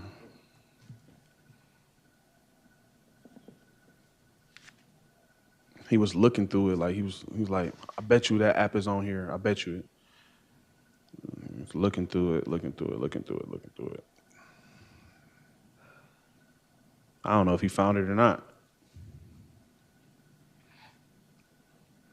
He's like, yeah, man, my girl, it's this app, man, where you could be in a full conversation with a person, but then you'll hear them answer, or they'll ask you a question and they answer, and then she says random things. Like, he was trying to demonstrate, I guess, how the app works. He was talking about mini microphones. They got little ballpoint pen microphones that you can't even see. It'll be in their ear or attached to their clothing, and they're just talking, and you don't know that they're talking to somebody else. That phone could be transmitting to a police or a DEA agent. So when as he explaining this to me, he's looking up stuff in my phone, showing me, like, yeah, you see this? This is one of them. Now we in the kitchen. He was like, yeah, you see this? This is another one. He just kept showing me him.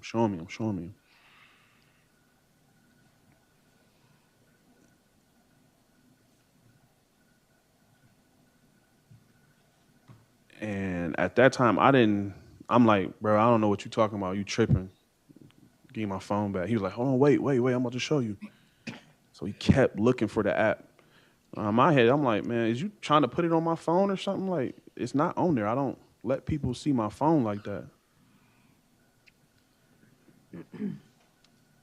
He's like, you never know. Angel might have put it on your phone. Females is sneaky, this, that, and the third. I'm like, yeah, I don't think she did that. So then, like I said, this is when Adam had, it's like an hour had went past. This is when Adam like, yeah, who you come here with, bro? And he said, Toni. He was like, you just gonna leave her in the car? So I guess Brian either texted her or called her. I'm pretty sure he texted her to come up. And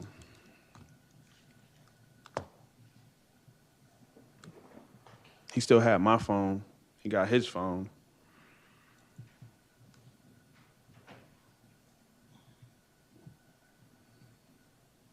Adam got his gun out under his armpit. Brian got the gun on his hip. Toni comes in, and then right after Toni comes in, I believe that's when Ron and Angel come back from the store. And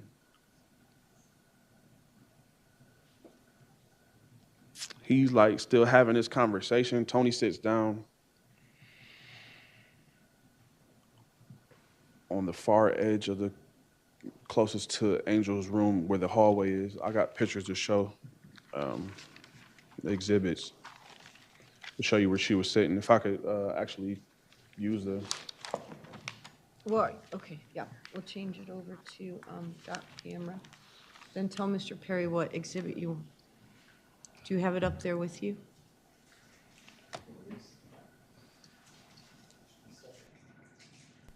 I believe it's in this stack right here, if I'm not mistaken. Then it must be in that one. Yeah.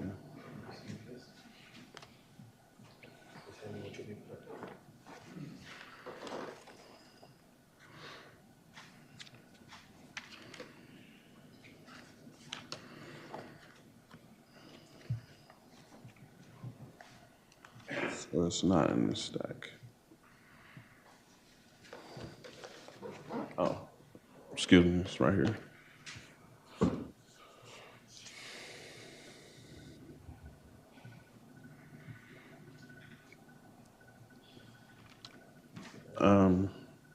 So I drew the diagram of the home.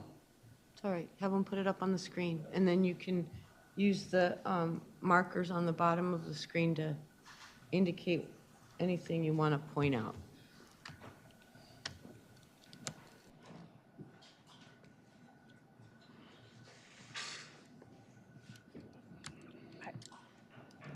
This is a demonstrative exhibit. He indicated he drew it.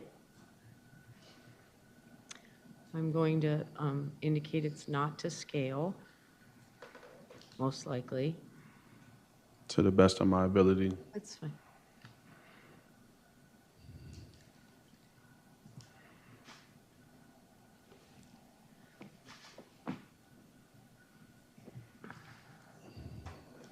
I should have used white paper, excuse me.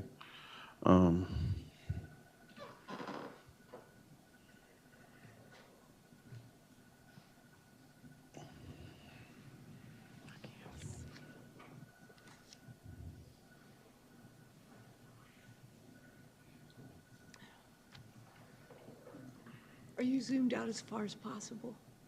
I think it is.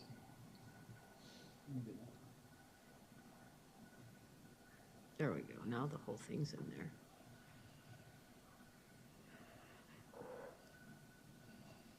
I think it's just a kind of paper you have it on. Yeah. I can see it on my screen pretty well. Okay. It's like auto-correcting. Okay.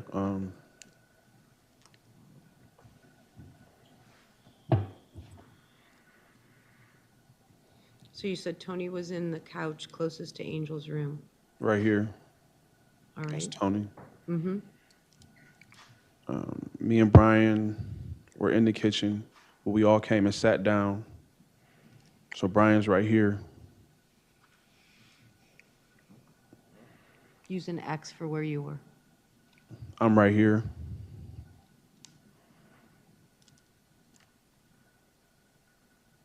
Which is the couch by the door, right? Yes, ma'am. Yes, ma'am. And Adam is right here.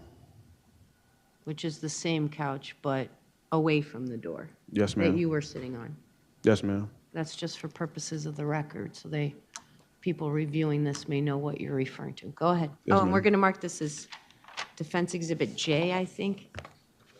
All right. Go ahead, Mr. Nixon. At this time, Brian still has my cell phone. Toni just came up. He introduced her as his girl.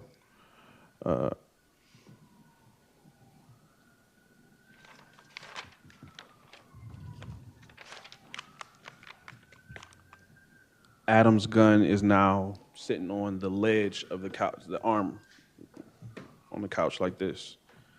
He's doing something, looking through papers, something that he was doing with the printer. I'm not sure exactly what he was doing, but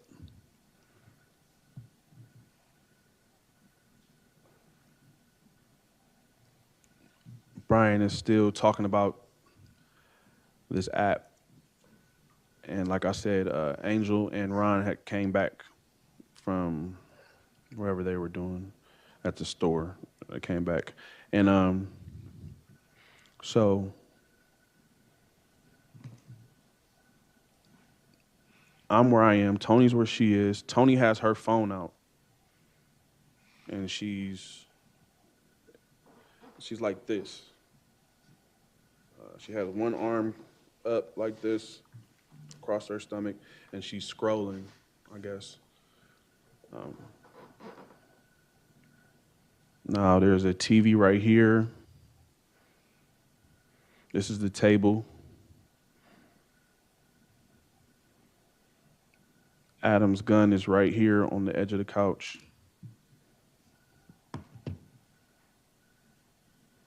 And Brian is right here, and he's talking to me and Adam at the same time.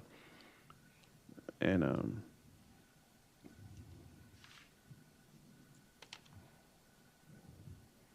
he's like,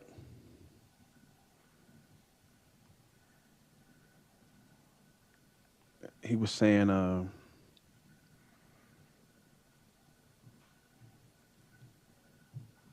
the app on my phone is, or the app that was he thought was on my phone was connected to the police. Basically,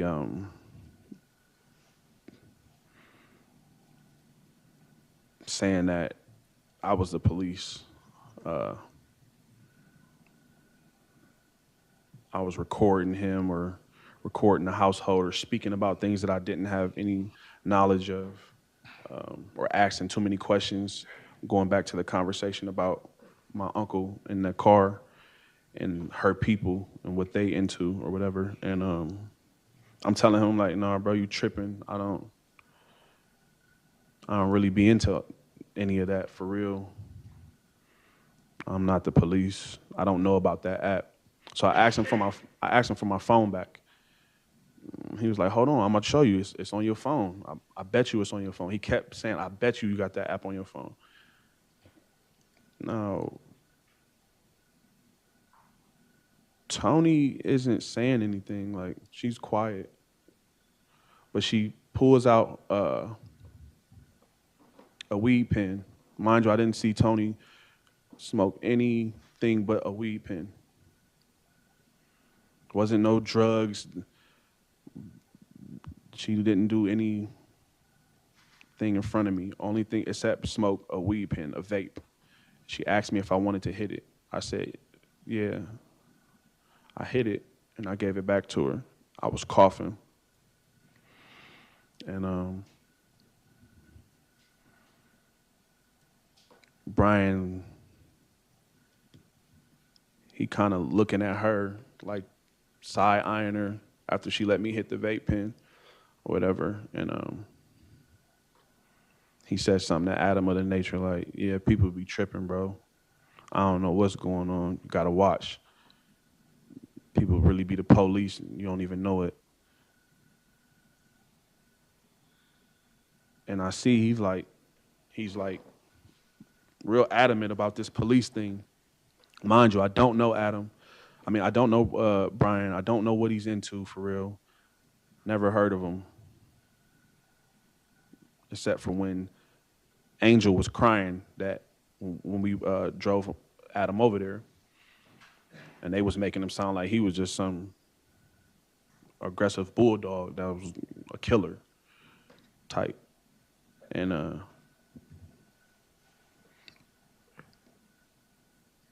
so I'm sitting here.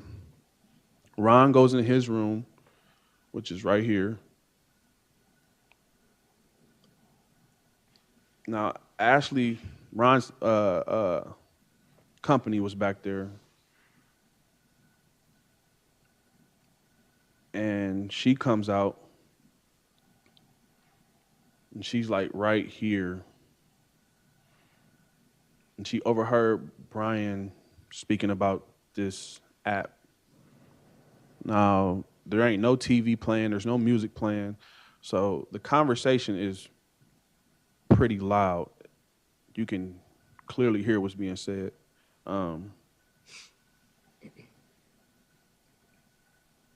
Angel comes out of her room, and she sits at the head of this coffee table.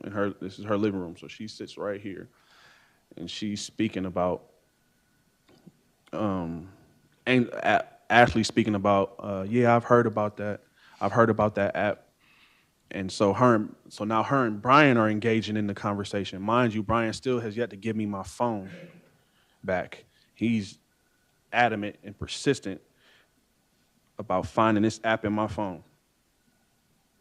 Now, I don't know what he was doing before he got over there. I didn't see him high either, smoke anything. I didn't see him do that.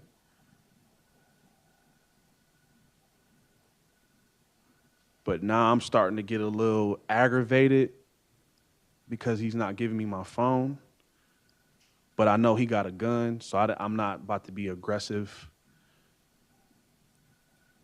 His guy got a gun. I'm not about to be aggressive. I don't even know why he's here, for real. We didn't figure that out until Adam testified. But so now Brian and Ashley are talking about this app. Ashley's agreeing with him, like, yeah, it's a real thing, da-da-da-da. I did it before on one of my ex-boyfriend's phone, this, that, and the third. I'm like, oh, that's crazy. All right, well, let me get my phone back. I made that gesture like, yeah, let me get my phone back. I don't know what y'all got going on. And I said it just like that. And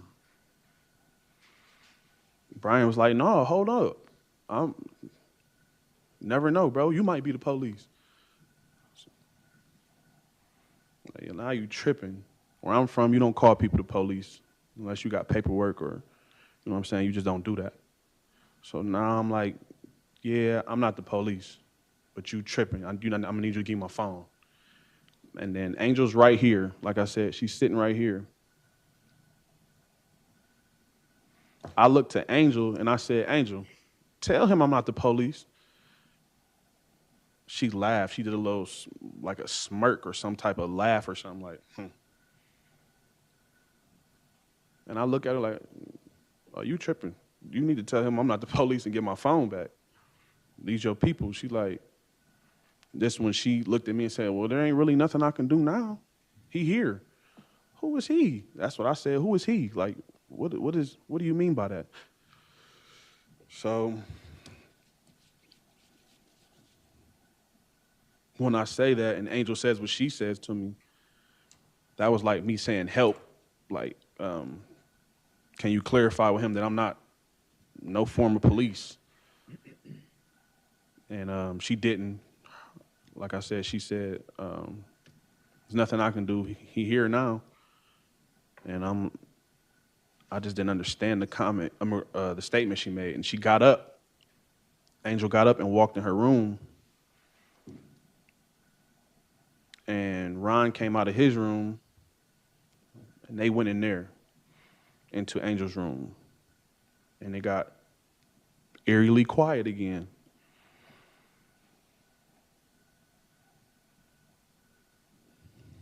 Adam's still sitting right here.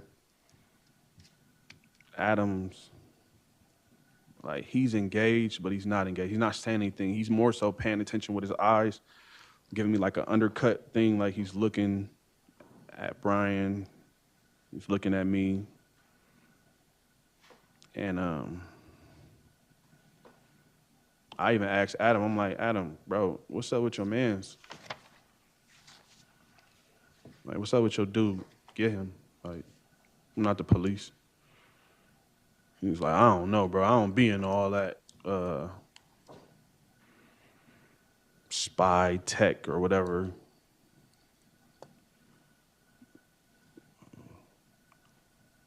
So now at this point, I don't feel like I'm tripping. Like, I feel like, okay,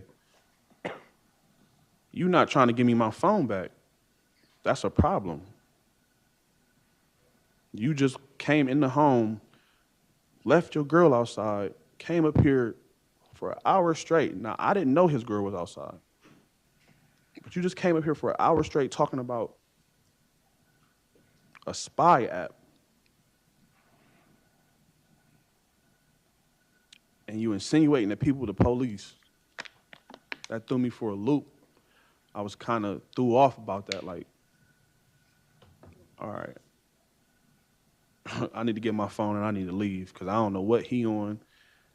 I don't know. They tripping. Angel just said what she said. She not trying to help.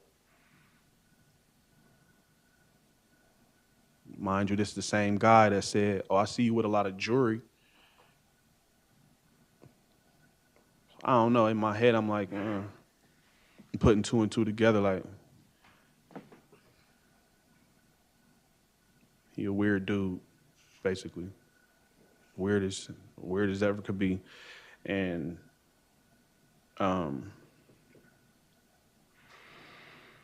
Angel goes into her room. Ron goes into her room. They close the door.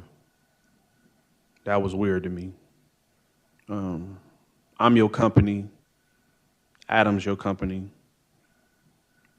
All these people in your home, basically, and you just gonna close your door, the two owners. And it also threw me for a loop when they went to the store. So I'm like, if something ain't right, I need to leave. And I kind of stand up, and I had the boat magnet in my hand. It's some type of magnet that Ron was telling me about that my uncle had brought over. And when you twist it, it's supposed to, like, you put it on a electronic, it sends off like a magnetic EMP and it fries a device or whatever. So I'm like, yeah, y'all crazy. And I was just joking, basically. I'm like, and with this magnet, I said something of the nature, I don't care what the hell y'all is, who recording in here or who the police. If I keep twisting this, it ain't gonna work anyway. So I was just joking. And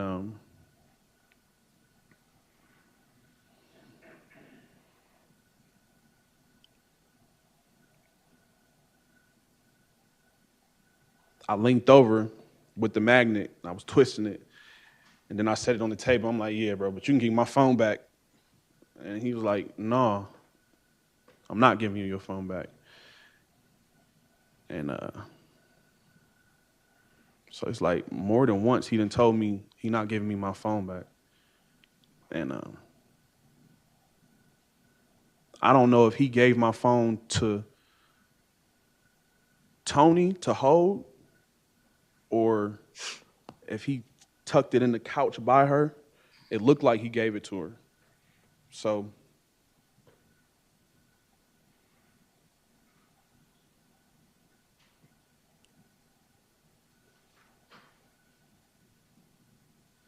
now I'm feeling weird, like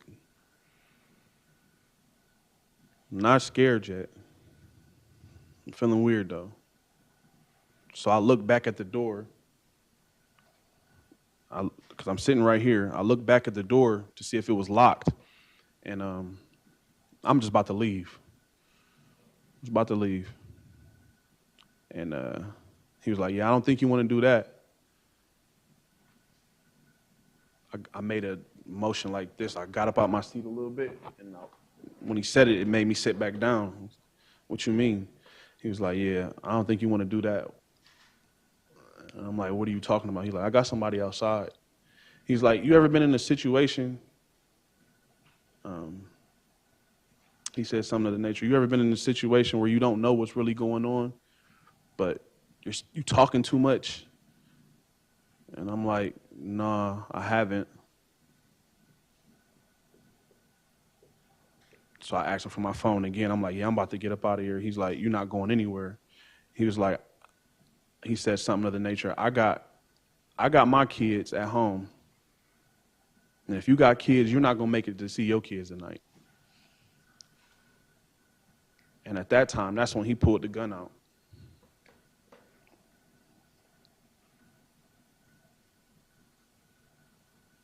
Adam gets up and walks this way. He didn't walk past me. He took the long way. And as he's walking, he's telling me, he's like, I told you so. I told you. You should have just left. He said that? Yes, ma'am. And then when he gets about right here, he's holding the gun like this. He was like, you should have just left. You should have just left. So now I'm scared. Now I'm in fear for my life. Why did he just switch on me? Why did he just pull his gun on me?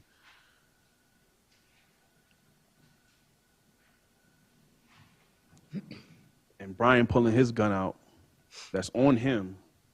That gun was never on Toni. Brian had that gun on him, on his person. He pulled it out. And I look over, I see Adam with his gun out, pointed at me.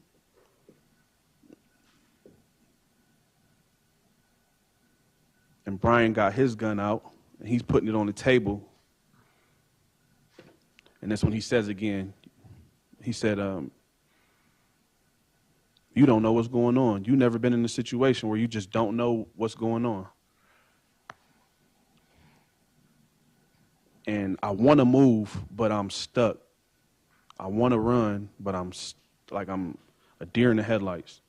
I'm like, I got this guy right here to the left of me with a gun on me, and this guy right here with a gun on me. Toni's sitting there, quiet. She's still on her phone. She hasn't even taken it down. It's like she's just doing this and looking around. And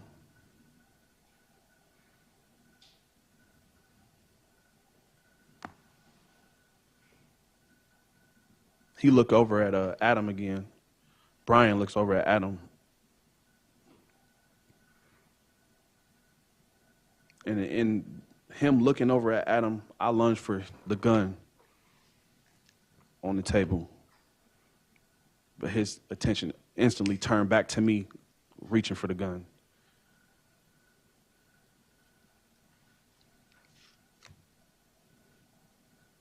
And that's when the brawl over the gun, and we fighting over this gun.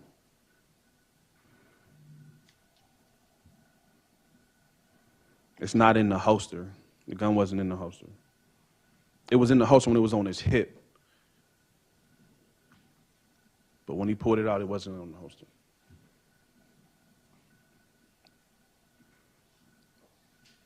So at the same time, we reaching for this gun together, basically.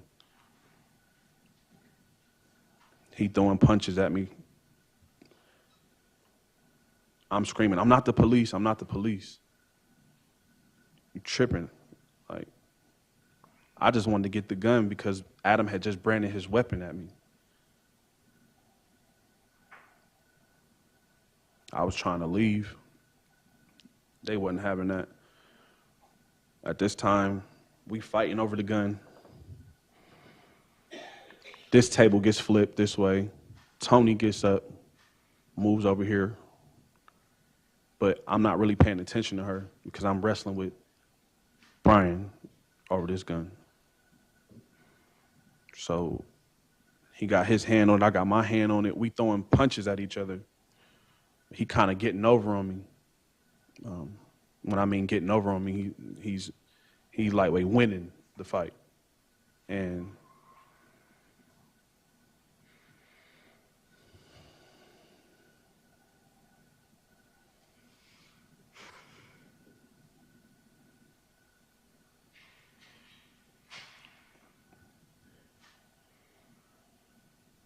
us fighting over this gun, I don't know how he got me to the ground. this is when he bit me in my face. Sometimes I tried to roll out of his hold. He had me in like some type of chokehold. I don't know. He bit me in my face, and he's like edging the gun to my head. And I never once, I don't know, it's, when you in situations like that, time slows down for real.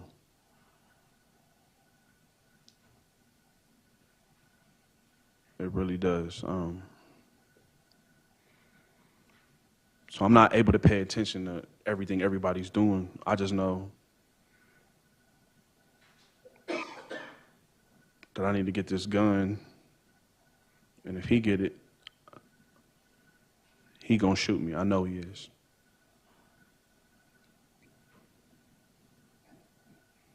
I'm still screaming, I'm not the police. I'm screaming, I don't want to die. And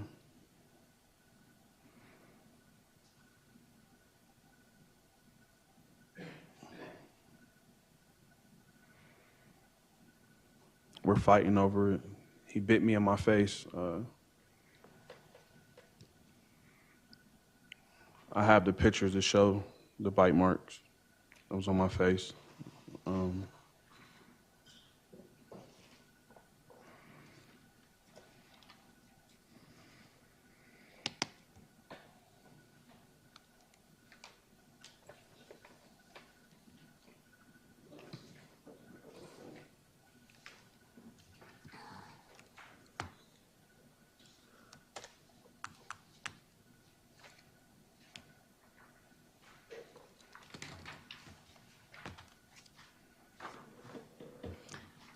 It's going to be defense K.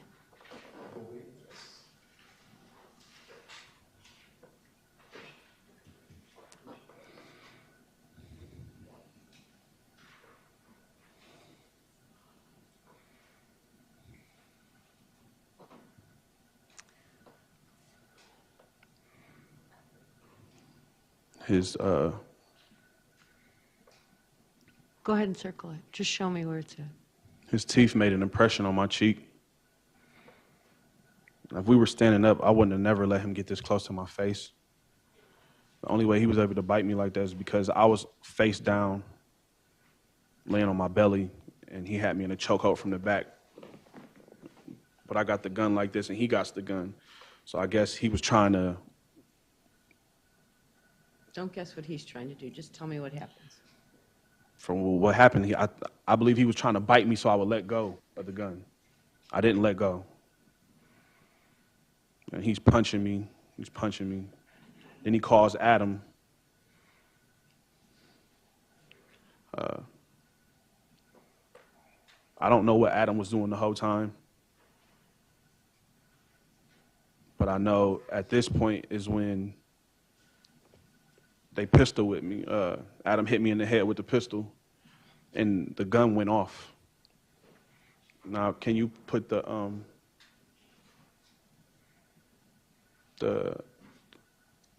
scene of the actual living room that I sketched out?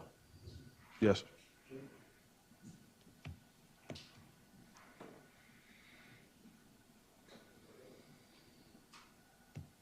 This table is flipped. I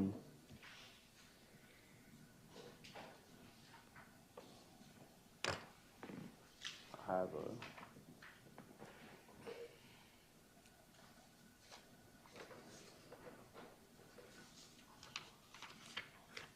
Are those already marked or are those new ones? Or L and M?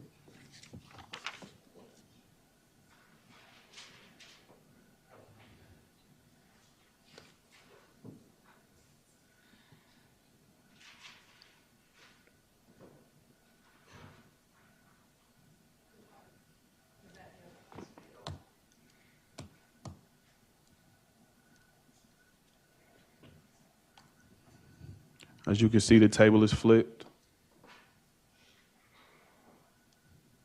And in the next slide, the next exhibit,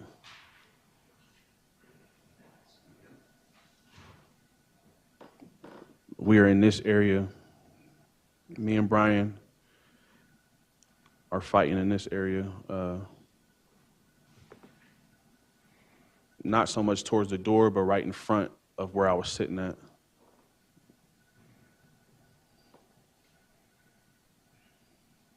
Can you go back to the, yeah.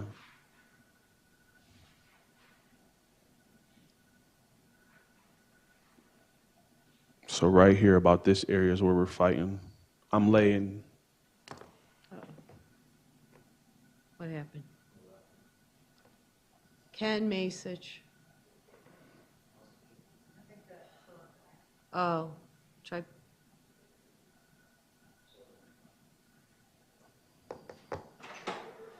Of course, Jeff just walked out the door.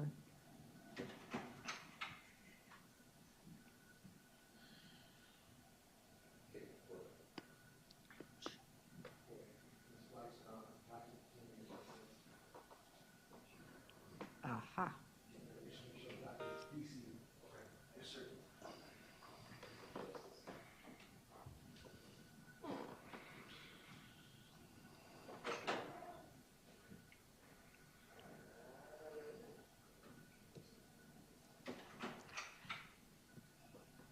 Is that L? Oh, there we go.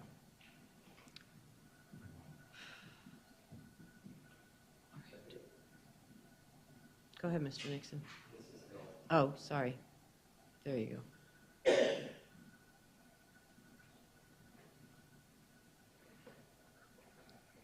Zoom out a little bit, please.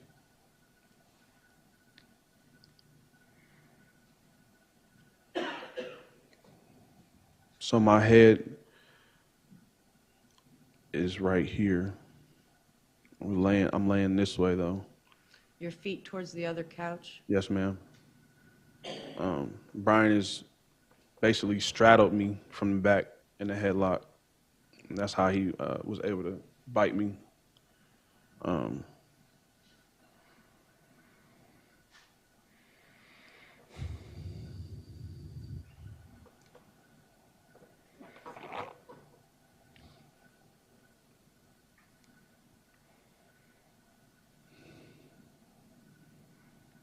We're still tussling over the gun. He yells to Adam, "Bro, do something."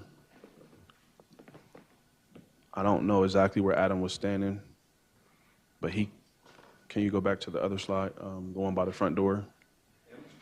Yes.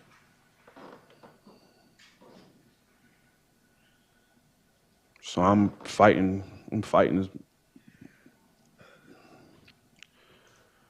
as bad as I basically could. Like I don't want to die. Like this dude, he straddled me. He got this gun in my head. So I'm like trying to jolt him off of me, if that makes sense. Like I'm flopping around like a fish on the ground, basically. And Adam comes from wherever he was standing. He's right here now, right here. My head is right here.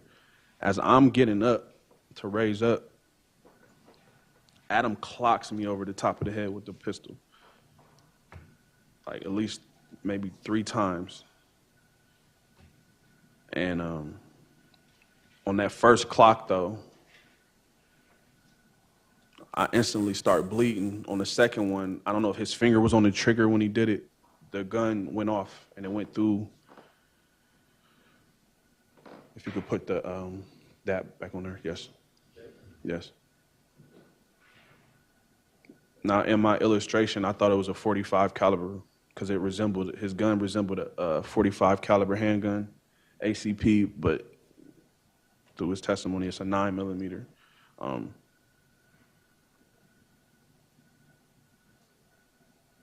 The bullet from him pistol whipping me went off and it went through that wall. So he would be standing right here. I'm right here, laying this way. This is my head right here. Brian was on top of me as I'm getting up. Adam like I said, he pistol with me. The gun went off. His gun shot this way. I'm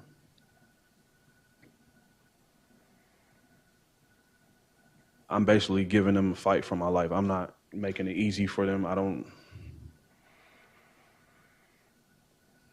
Y'all just threatened me. I'm fighting for my life. And at this point, when that gun went off, Adam kind of stepped back like this way. And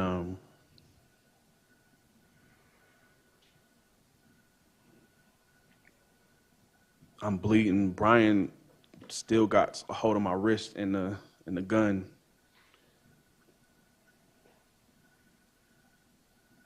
And I ended up like getting it from him,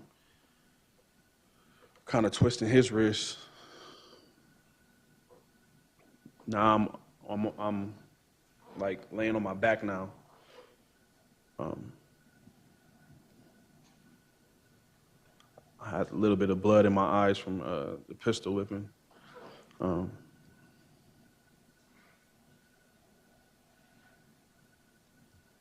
I hear, so now I'm laying on my back and I'm looking this way and I hear. Down the hallway? Yeah, I'm looking this way, but I'm also still wrestling the gun kind of like,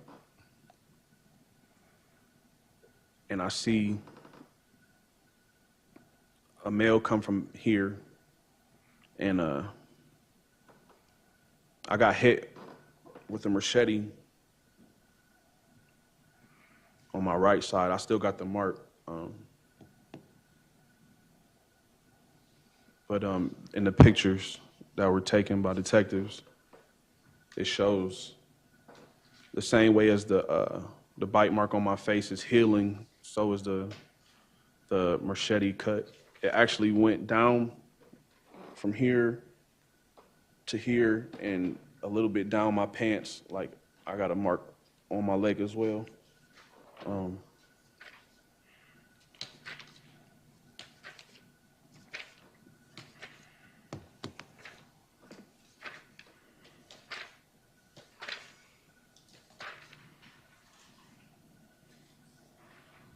The only male that was in the back room at that time was Ron.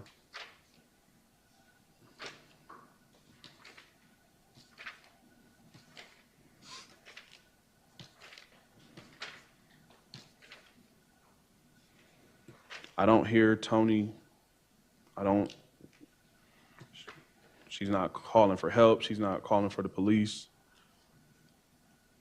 It was like she was just watching them.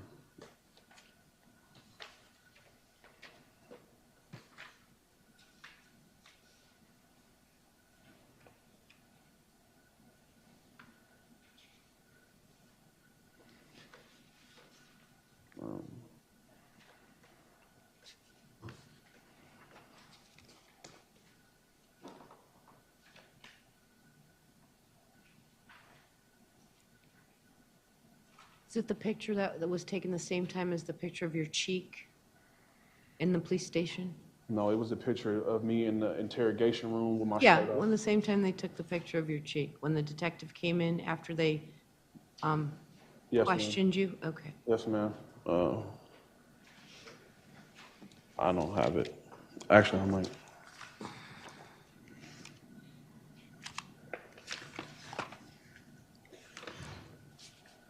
Oh, yeah. Yep. Both of these. One of them, you can see it clear. Yeah. Okay, thank you.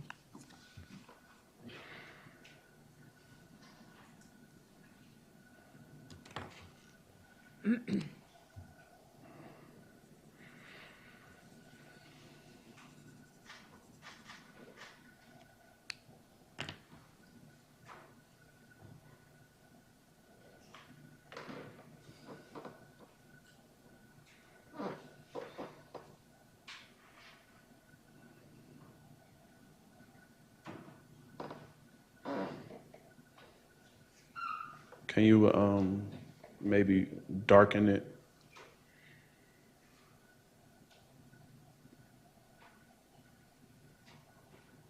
That's as dark as it goes. I'm not sure if you can see it, but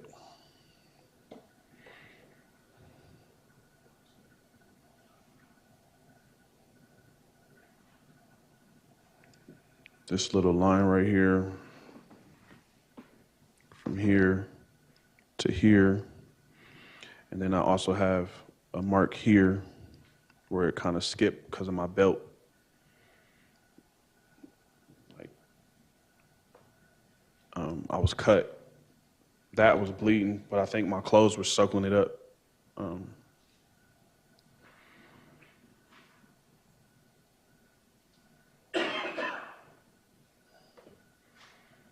Ron, I don't know where he went after that. I don't know if he went back in his room. I don't know if he was panicking or just trying to help them. I don't know. But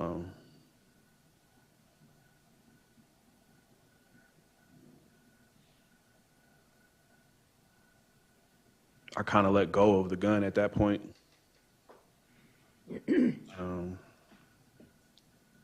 Held like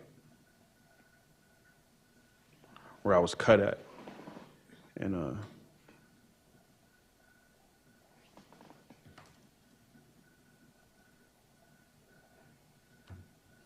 this is when Adam climbed on top of me now, straddled me frontwards, and he ended up punching me in my face.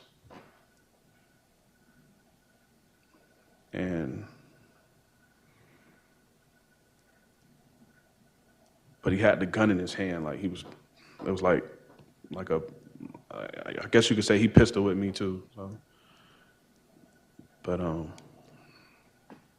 I ended up like grabbing the gun again, and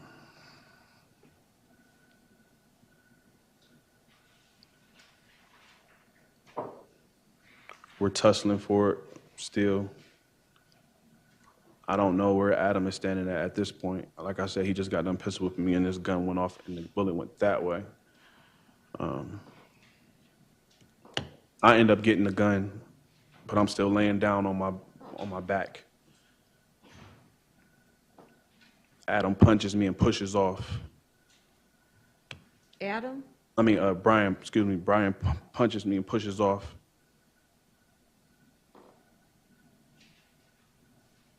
And that's when I pointed the gun. I didn't fire at Brian because he ducked and ran into the kitchen. Can you show the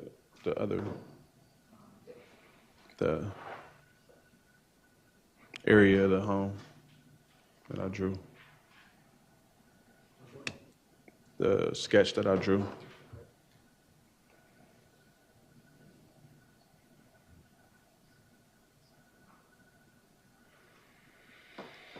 So now I have the gun, and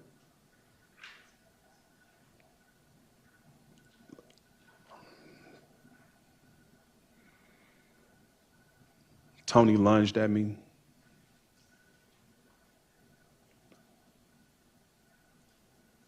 I don't know if she was trying to take it and she didn't see me get the gun from Brian.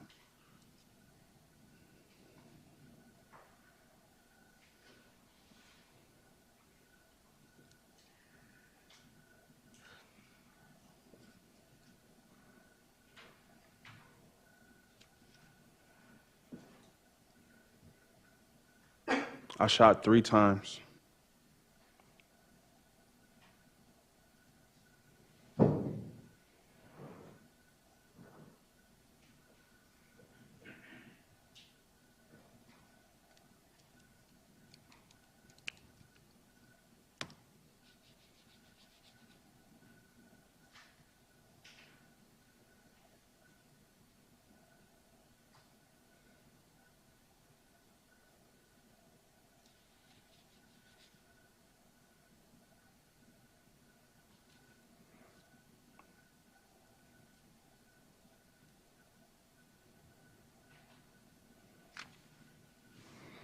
I guess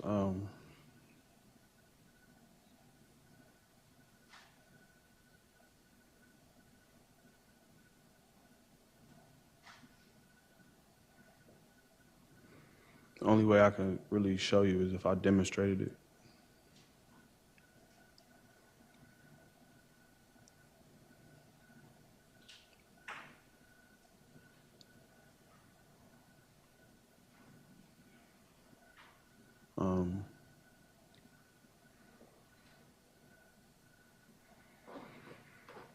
I don't know if she's seen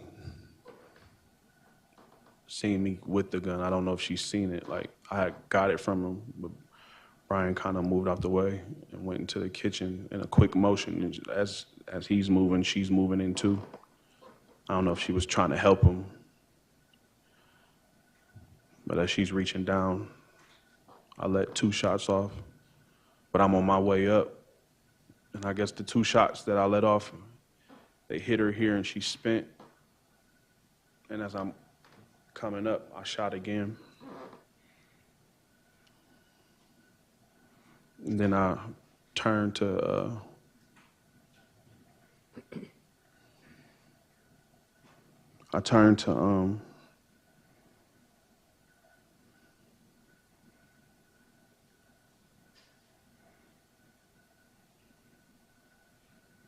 where Adam and Brian were.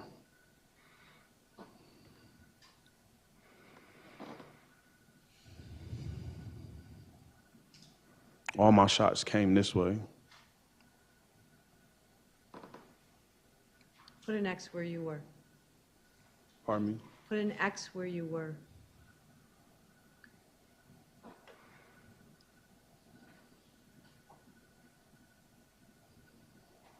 So by the opening to the kitchen? Kind of. It's a wall right here. Right.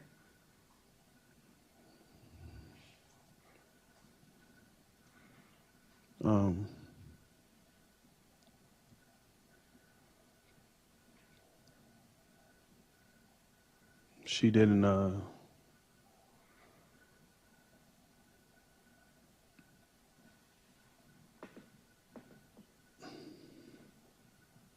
didn't try to leave or go into the other room.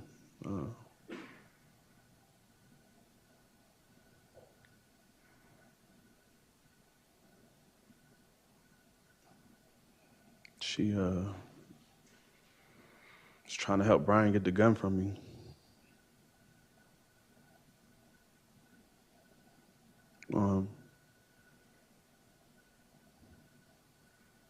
I don't know. Trial and court etiquette, but the best way I could show you is if I demonstrate it. Are you asking? Yes, ma'am. Have Mr. Perry assist. You can step down from the witness stand.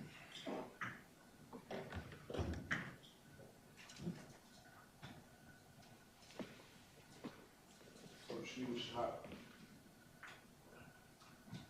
Yeah. Okay. So I'm on the ground.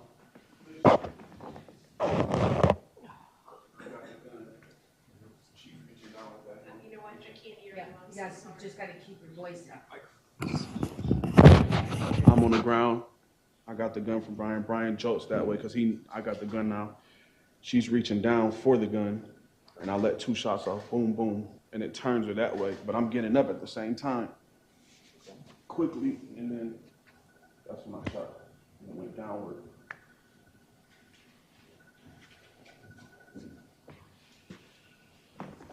Okay, go ahead and have a seat.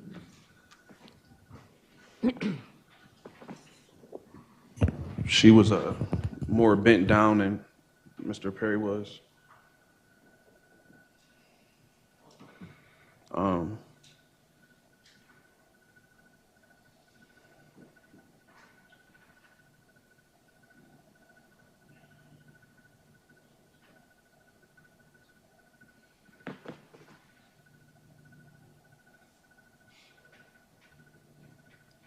At this point,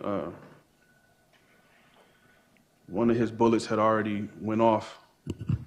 So I don't know if he knew, but that bullet in the kitchen, it sounded like somebody racked the gun again. And not knowing that he already had one in the head. But it wasn't my gun, so I don't know how many bullets was in there. I don't know. The autopsy report, the actual fragments that were pulled out of Miss Westover were hollow points. And that one in the kitchen is not a hollow point, it's a red tip, flathead.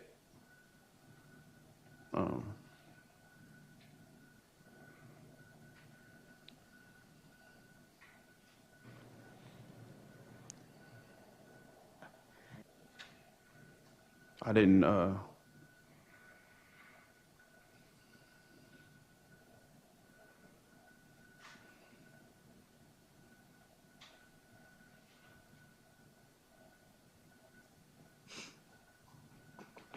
it wasn't I didn't have time to do anything but that.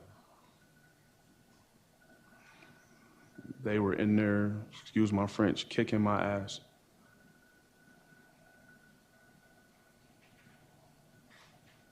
All because of whatever he had going on in his head. I don't know. Calling me the police. He even called her the police. I didn't have a gun. They brought guns. They had machete.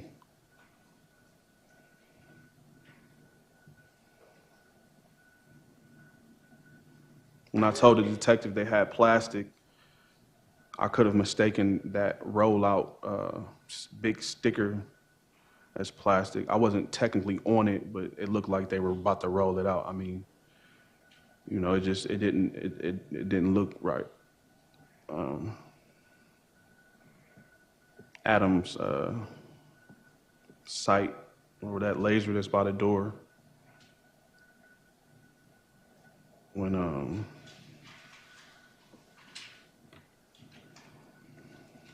he said that he dumped everything out, trying to show me what was in the bag.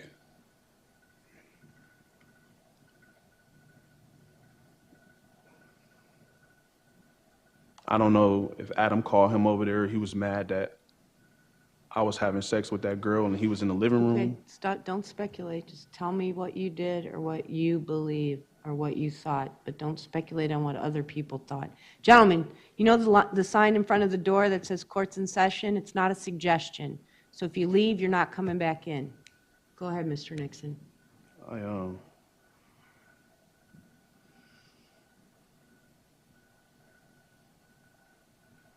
I don't know. I don't know why this happened. I don't know. I didn't start it. I could have never started it. I didn't have a gun. And like I said before, Adam's gun was already out. It was never in his waistband like they said. It wasn't. It was out, pointed at me. That's his friend.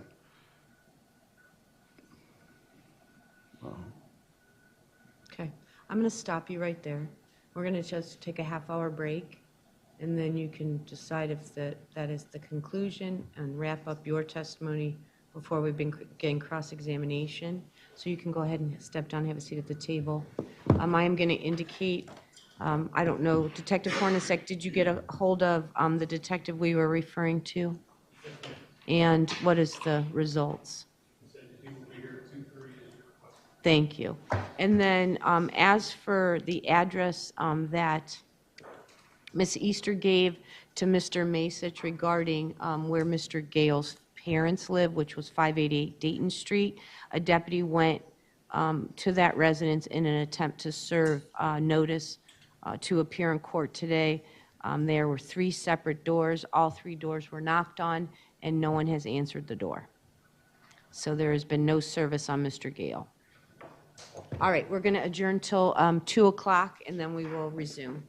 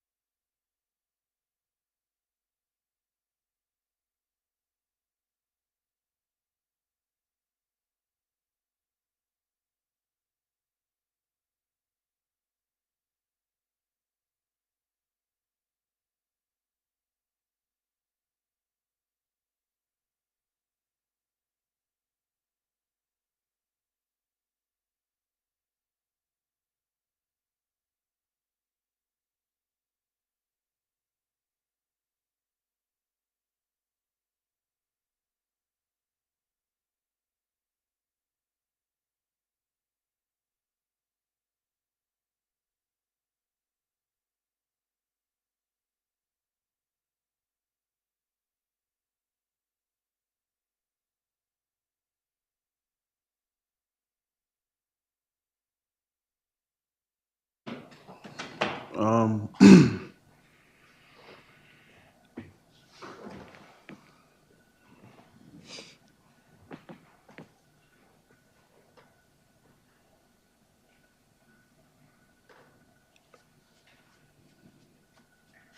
so now I have the gun. Um,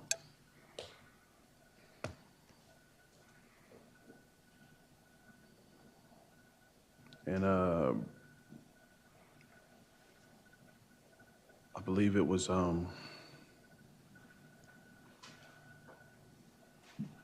Adam. He pointed it at me again, and I kind of peeked around the kitchen corner.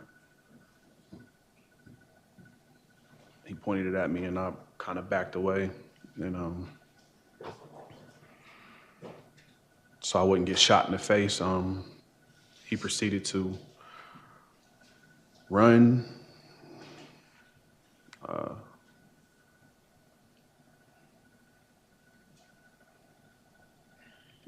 He ran out the back door.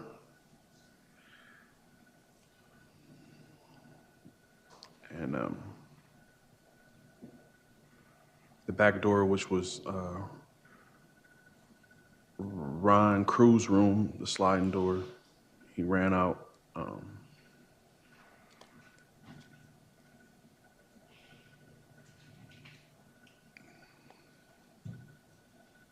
I'm panicking at this time.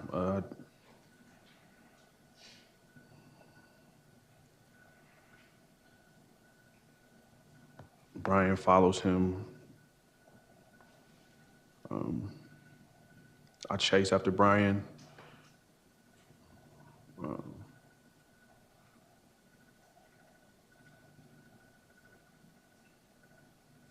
I grabbed Brian by the back of his shirt because I felt like they were trying to get away, what they just did, what they were trying to do. Brian yelled to Adam, "Shoot him."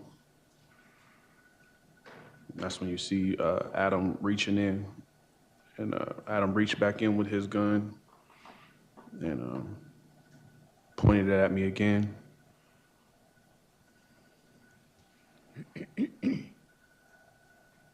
Now, mind you, this is an apartment, close quarters. I don't know who lives next door. I don't know the surrounding areas.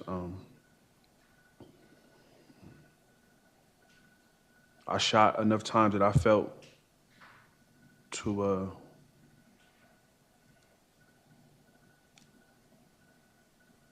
save my life. It wasn't, I wasn't out to kill the whole household. I could have shot more times, but I chose not to. At which time that people were running away, so.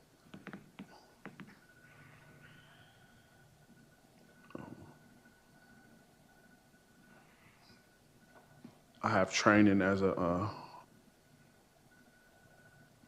when I did my training to be an armed security officer,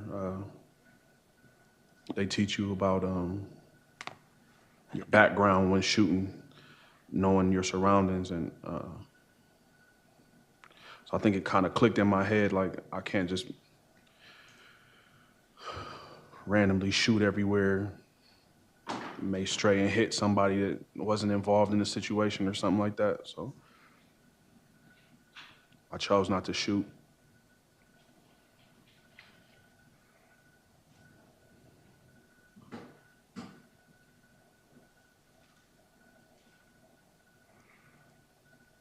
So I think I heard Brian yell something like,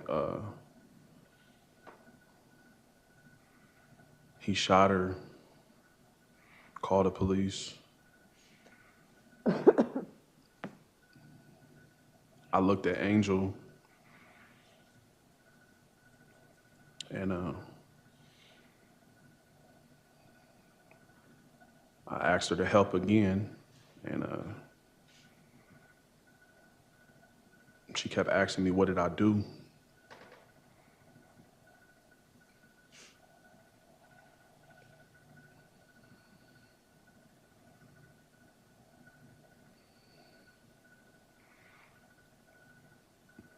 I told her to call the police too. I looked around for my phone, couldn't find it. I grabbed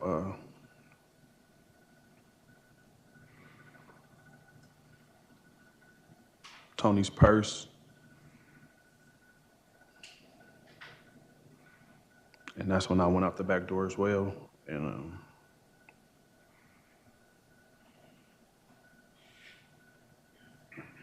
I panicked. I knew that I didn't have my phone, and I thought that Brian had gave her my phone, and she had put it in her purse, as well as me looking for the vape pen I had touched, because I know my DNA was on it. And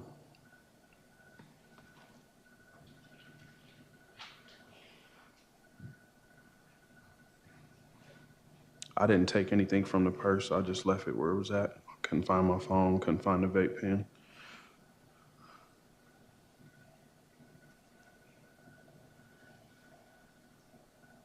I ran with her gun. I did have her gun. I ran with it. And I just kept running.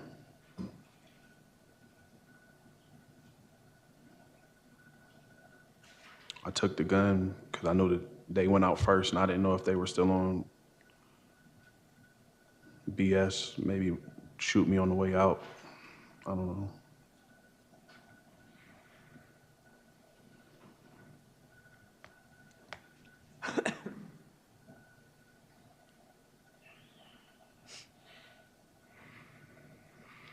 I ran in some train tracks and some wooded areas. I just kept running and running and running until I came to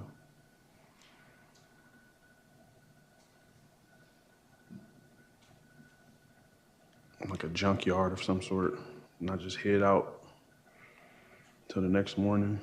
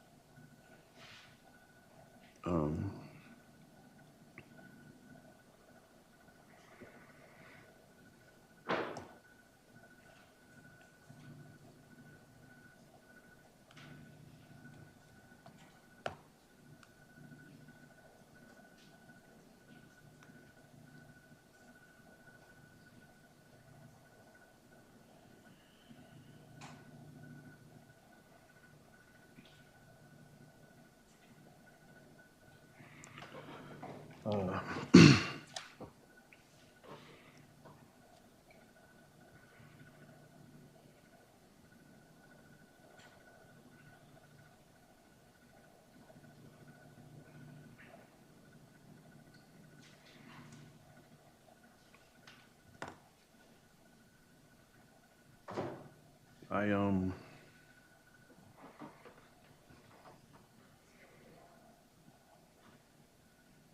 end up dropping the gun,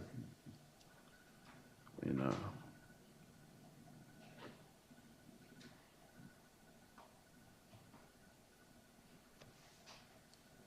when I got further away from them, and I felt I was no longer in danger, I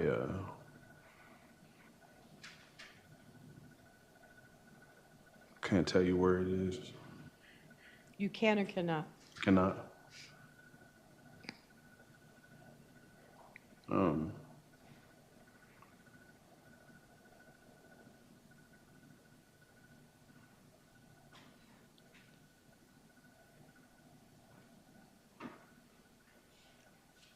I have a few different exhibits I was trying to submit as evidence as far as the messages and I think he's got it pulled up. To celebrate? no, it that computer doesn't hold a battery, so every time we pull something up, it just erases. Well, why isn't it plugged in?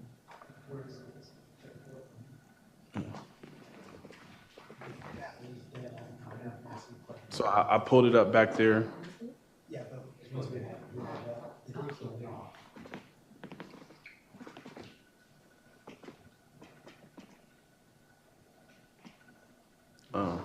Yeah, may I? Sure. Is it on ClickShare, Mr. Terry?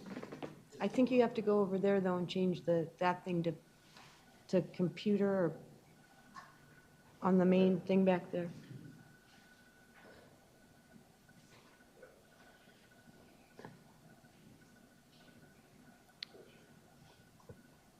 I'm not 100% sure. There you go.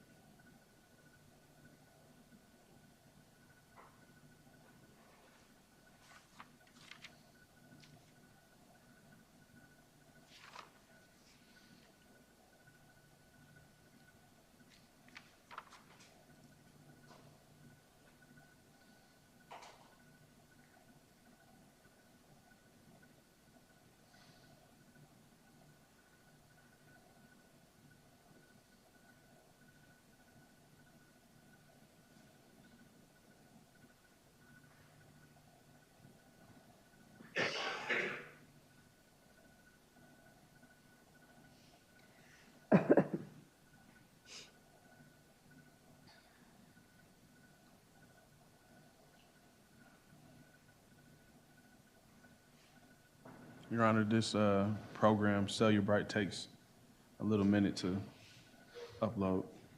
You also got to click on the ClickShare.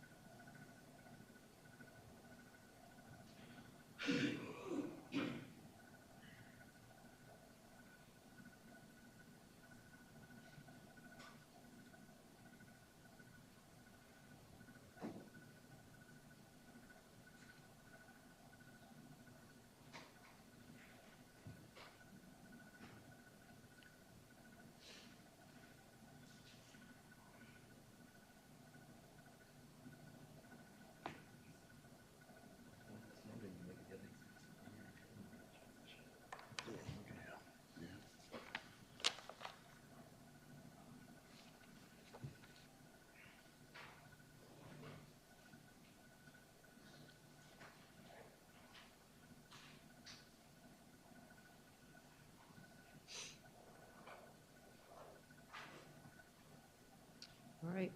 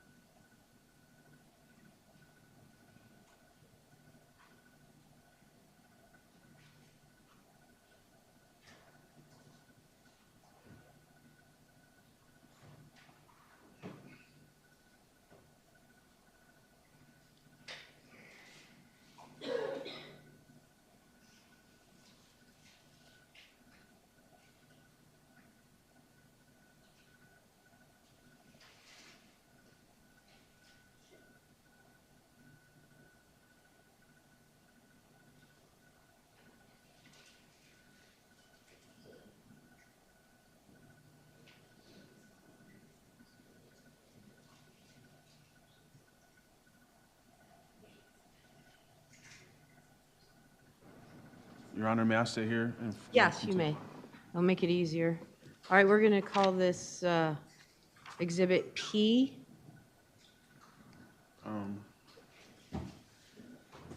And these messages that I'm showing P. you, these are the messages of Angel.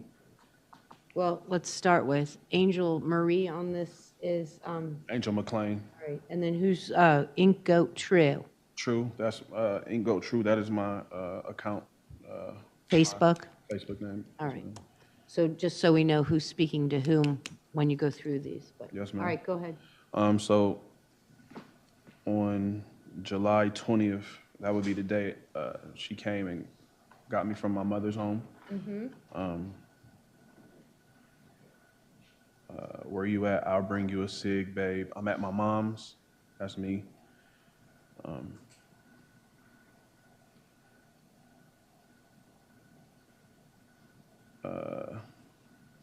She texts back, it's on Wilbeth, grab my, I don't know what she was referring to.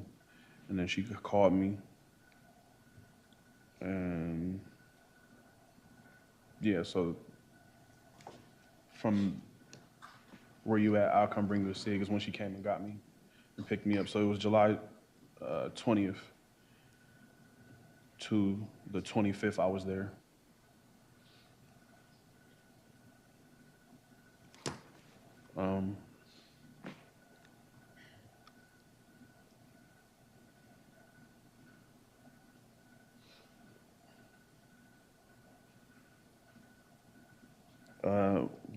We had a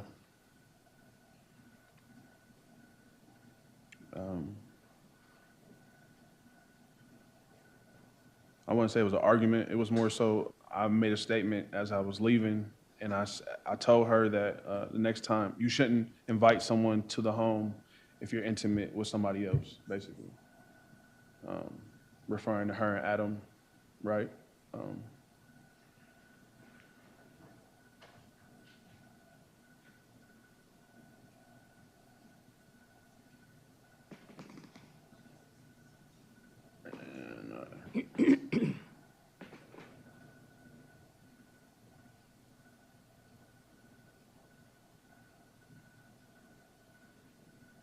And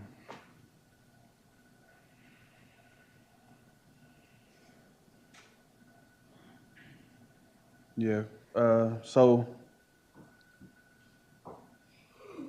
while Angel was out of the apartment one day, after me and Angel had sex earlier that day, Adam was in the room, in the living room. Mind you, her room was right there. You could hear everything. When she left, he stated to me, he said, you know, I had sex with her the other day. She known for getting around. She probably downstairs with the dude that got the cameras. And so when he said that, I knew that he felt some type of way about me being with the woman that he's known for several years on and off. And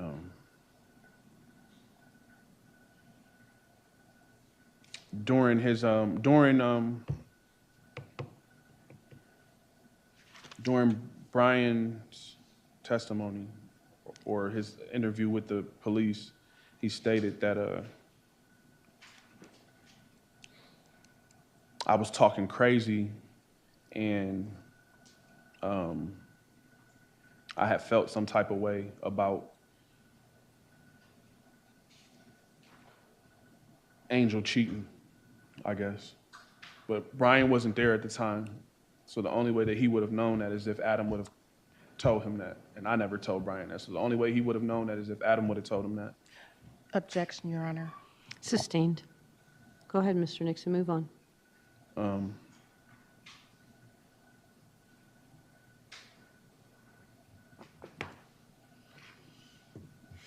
So basically, these messages show that there was some type of... So that's argument for closing arguments. Yes, ma'am. And so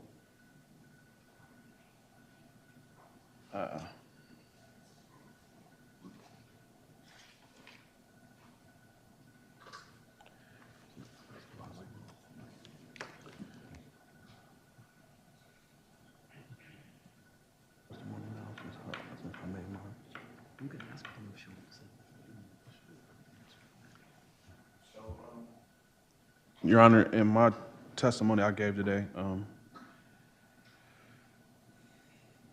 I stated a few things as far as time duration from when Brian came up to the apartment and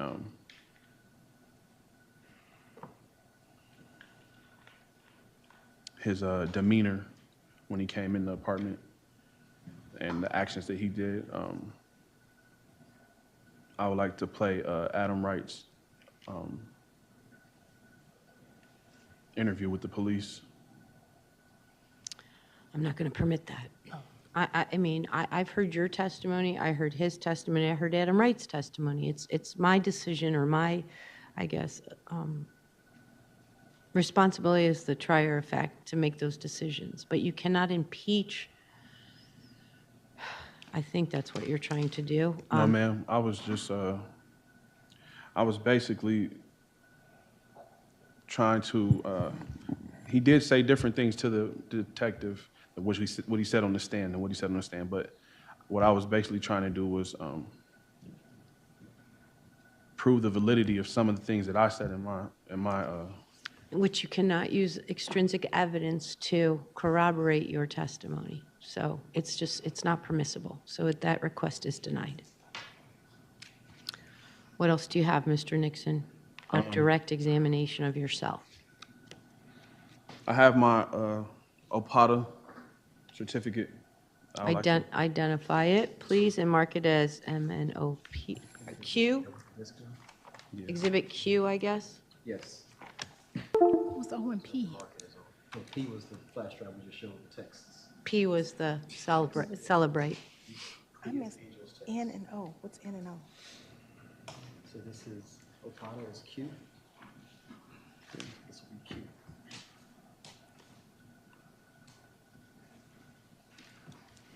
We're on the screen still? We're on the screen. Yes. You sure it's there? Yep. Please show it. This is Q. Okay, I have it. Thank you. All right, just look up there at the camera and identify that document. I changed it over to DocuCam. There you go. The document, Exhibit Q, is my Ohio officer, Peace Officer Training Commission certificate. What's the date on that? March 18th? March 18th, 2018. And when's it valid through? You have to recert every year, but it's valid for 5 years. All right. What else, Mr. Nixon?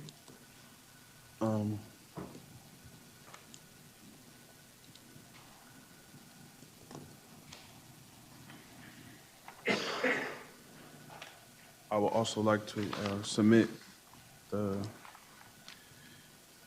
toxicology report From where? from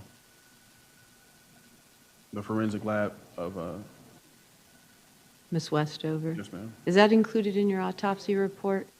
It is, Your Honor. Okay. So that's already been included in the state's exam, and since no one's here to identify it, you can't submit it now. You probably should have asked the medical examiner. But it is, I've been told that it's part of the state's autopsy protocol that they submitted, so it is into evidence. So whatever's on that report, you can clearly argue in your summation or closing arguments. Yes, ma'am.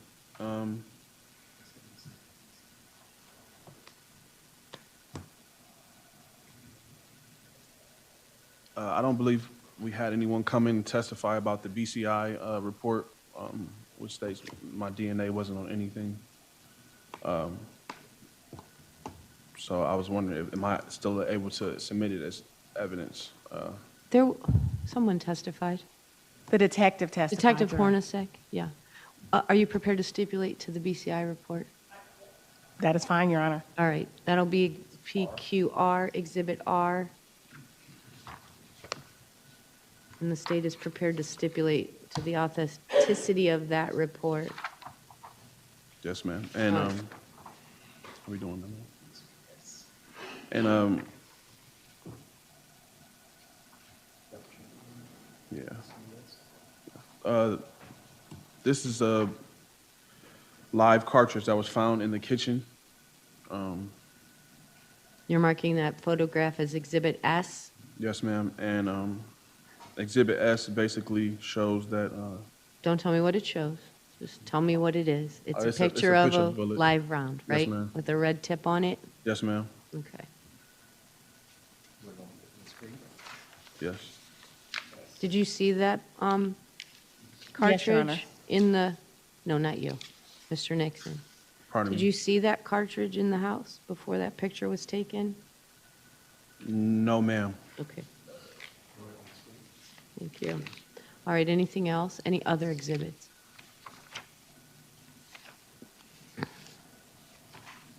I think that was testified to by Detective Hornacek regarding, that's in the kitchen, right?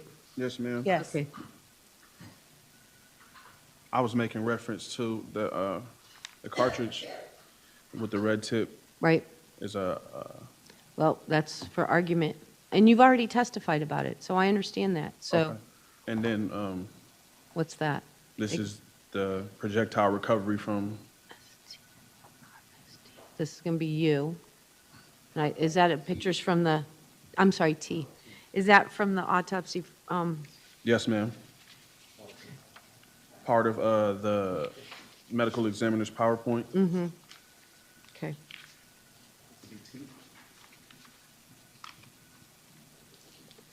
Fragments. From victim. And this just shows, Don't tell me what it shows. That's my job to decide what it Yes, ma'am. shows. All right. Are you done with your direct examination? Go ahead and take a seat.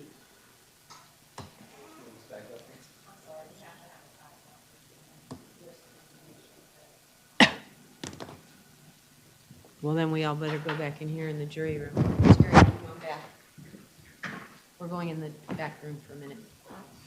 all of us. Yes, you're representing yourself, so you can be part of it.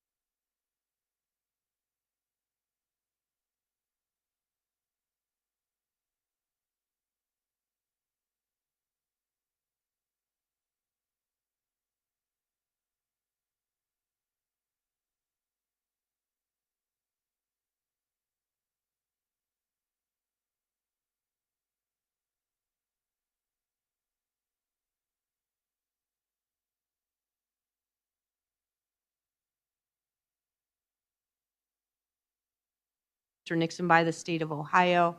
After discussing with the parties in chambers, we believe it would be best suited to halt that testimony. But because Detective McConnell is here at my request, because of requests that Mr. Nixon made earlier in the day, we are going to proceed with Detective McConnell's testimony, and then we are going to adjourn for the day after that. So, would you raise your right hand, please? Do you solemnly swear or affirm to tell the truth, the whole truth, and nothing but the truth, so help you God? I do. Go ahead and have a seat. You may proceed, Mr. Nixon. Detective McConnell, on, Well, let's start with your full name, please. can you state your full name for the record, please? Detective Darren McConnell, Can you spell it, please? McConnell. And Detective McConnell, what is it that you do for a living? I'm sorry? What is it that you do for a living? I'm a police officer. Okay, and what is your job detail? I'm currently a detective assigned to the property room. And what does that assignment insist? Basically, what is it that you do in that assignment? I currently work in the property room, so when evidence or property is submitted, I basically check the property in and log it, put it on a shelf. Okay. And how long have you been doing this? About 1.5 years, since May 15th of 23. Okay. And are you familiar with the case at hand today? I am. And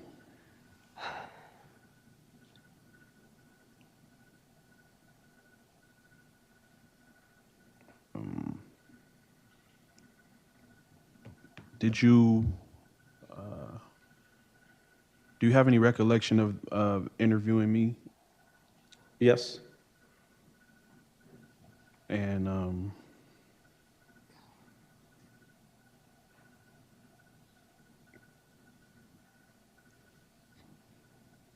so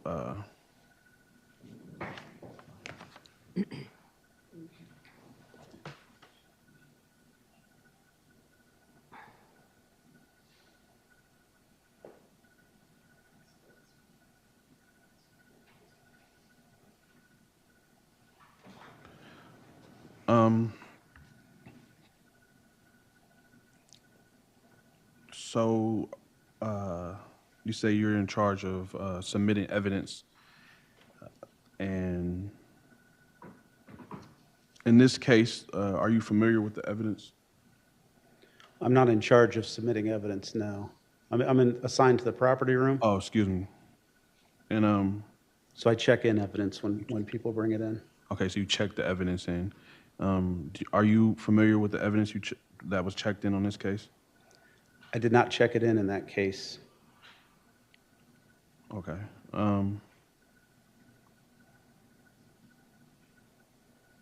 Are you familiar with a BCI and I submission sheet? I am. Exhibit U, I think, is that what we're on, Mr. Perry? Go ahead and hand it to him, ask him if he knows what, it recognizes it.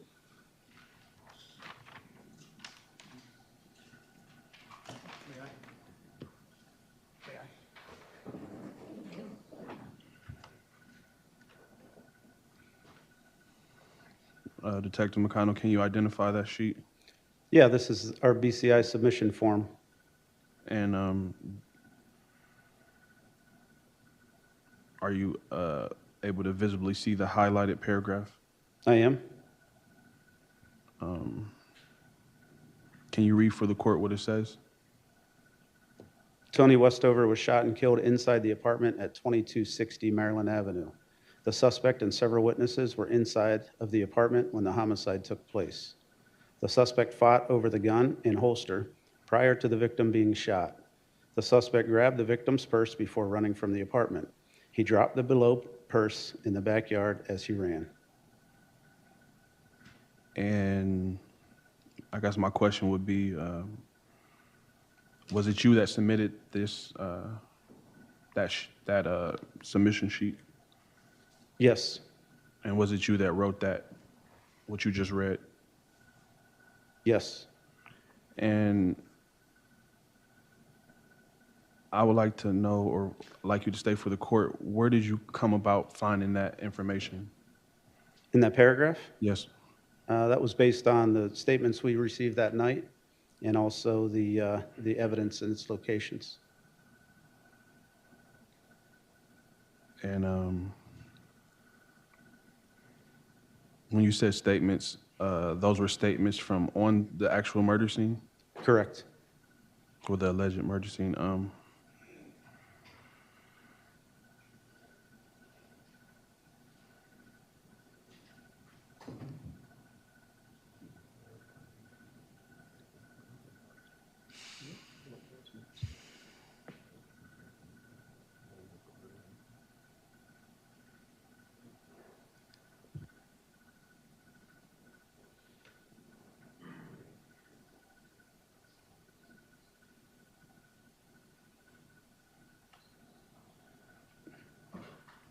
So in that statement,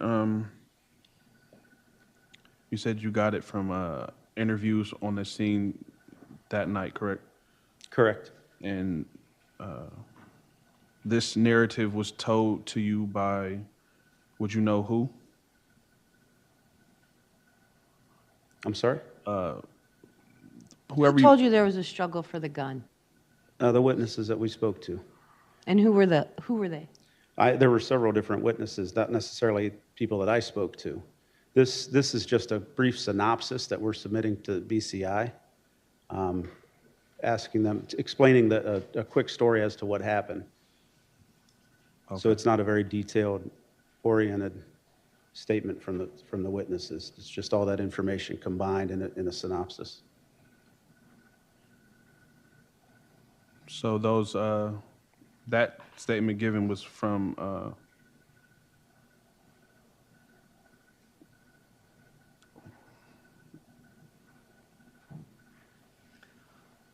a witness that was on the scene?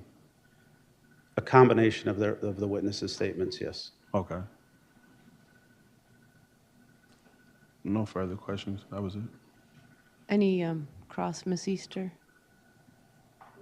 Yes, Your Honor, may I stay right here, please? Yes. Good afternoon, Detective McConnell. I'm sorry? I said, good afternoon, Detective McConnell. Good afternoon. You were asked on direct examination about the interview. You were present during the interview with Quinton Nixon, correct? Correct. During that interview, you and Detective Hornacek was present as well, correct? Correct. During that interview, you asked the defendant about his injuries, is that correct? Correct. And during that time, he let you know about his injuries, isn't that correct? He did. He told you about a bite mark on his face and injuries on or about his head, correct? He did. At any time, this defendant never once stated that he was cut by a machete, isn't that correct? That's correct. And he never once showed you an injury from a machete, isn't that correct? Correct. And in that synopsis, it said there was a fight for a gun. Is Yes. that correct? It doesn't say who he was fighting for the gun, isn't that correct? Correct. I have no further questions, Your Honor. What's the date on that report, that submission report? There's no date on this. It just asked for the incident date. Okay. So you have no idea when that was typed up? I do not. Do you have any redirect? No, Your Honor. All right, thank you, Detective. You may step down.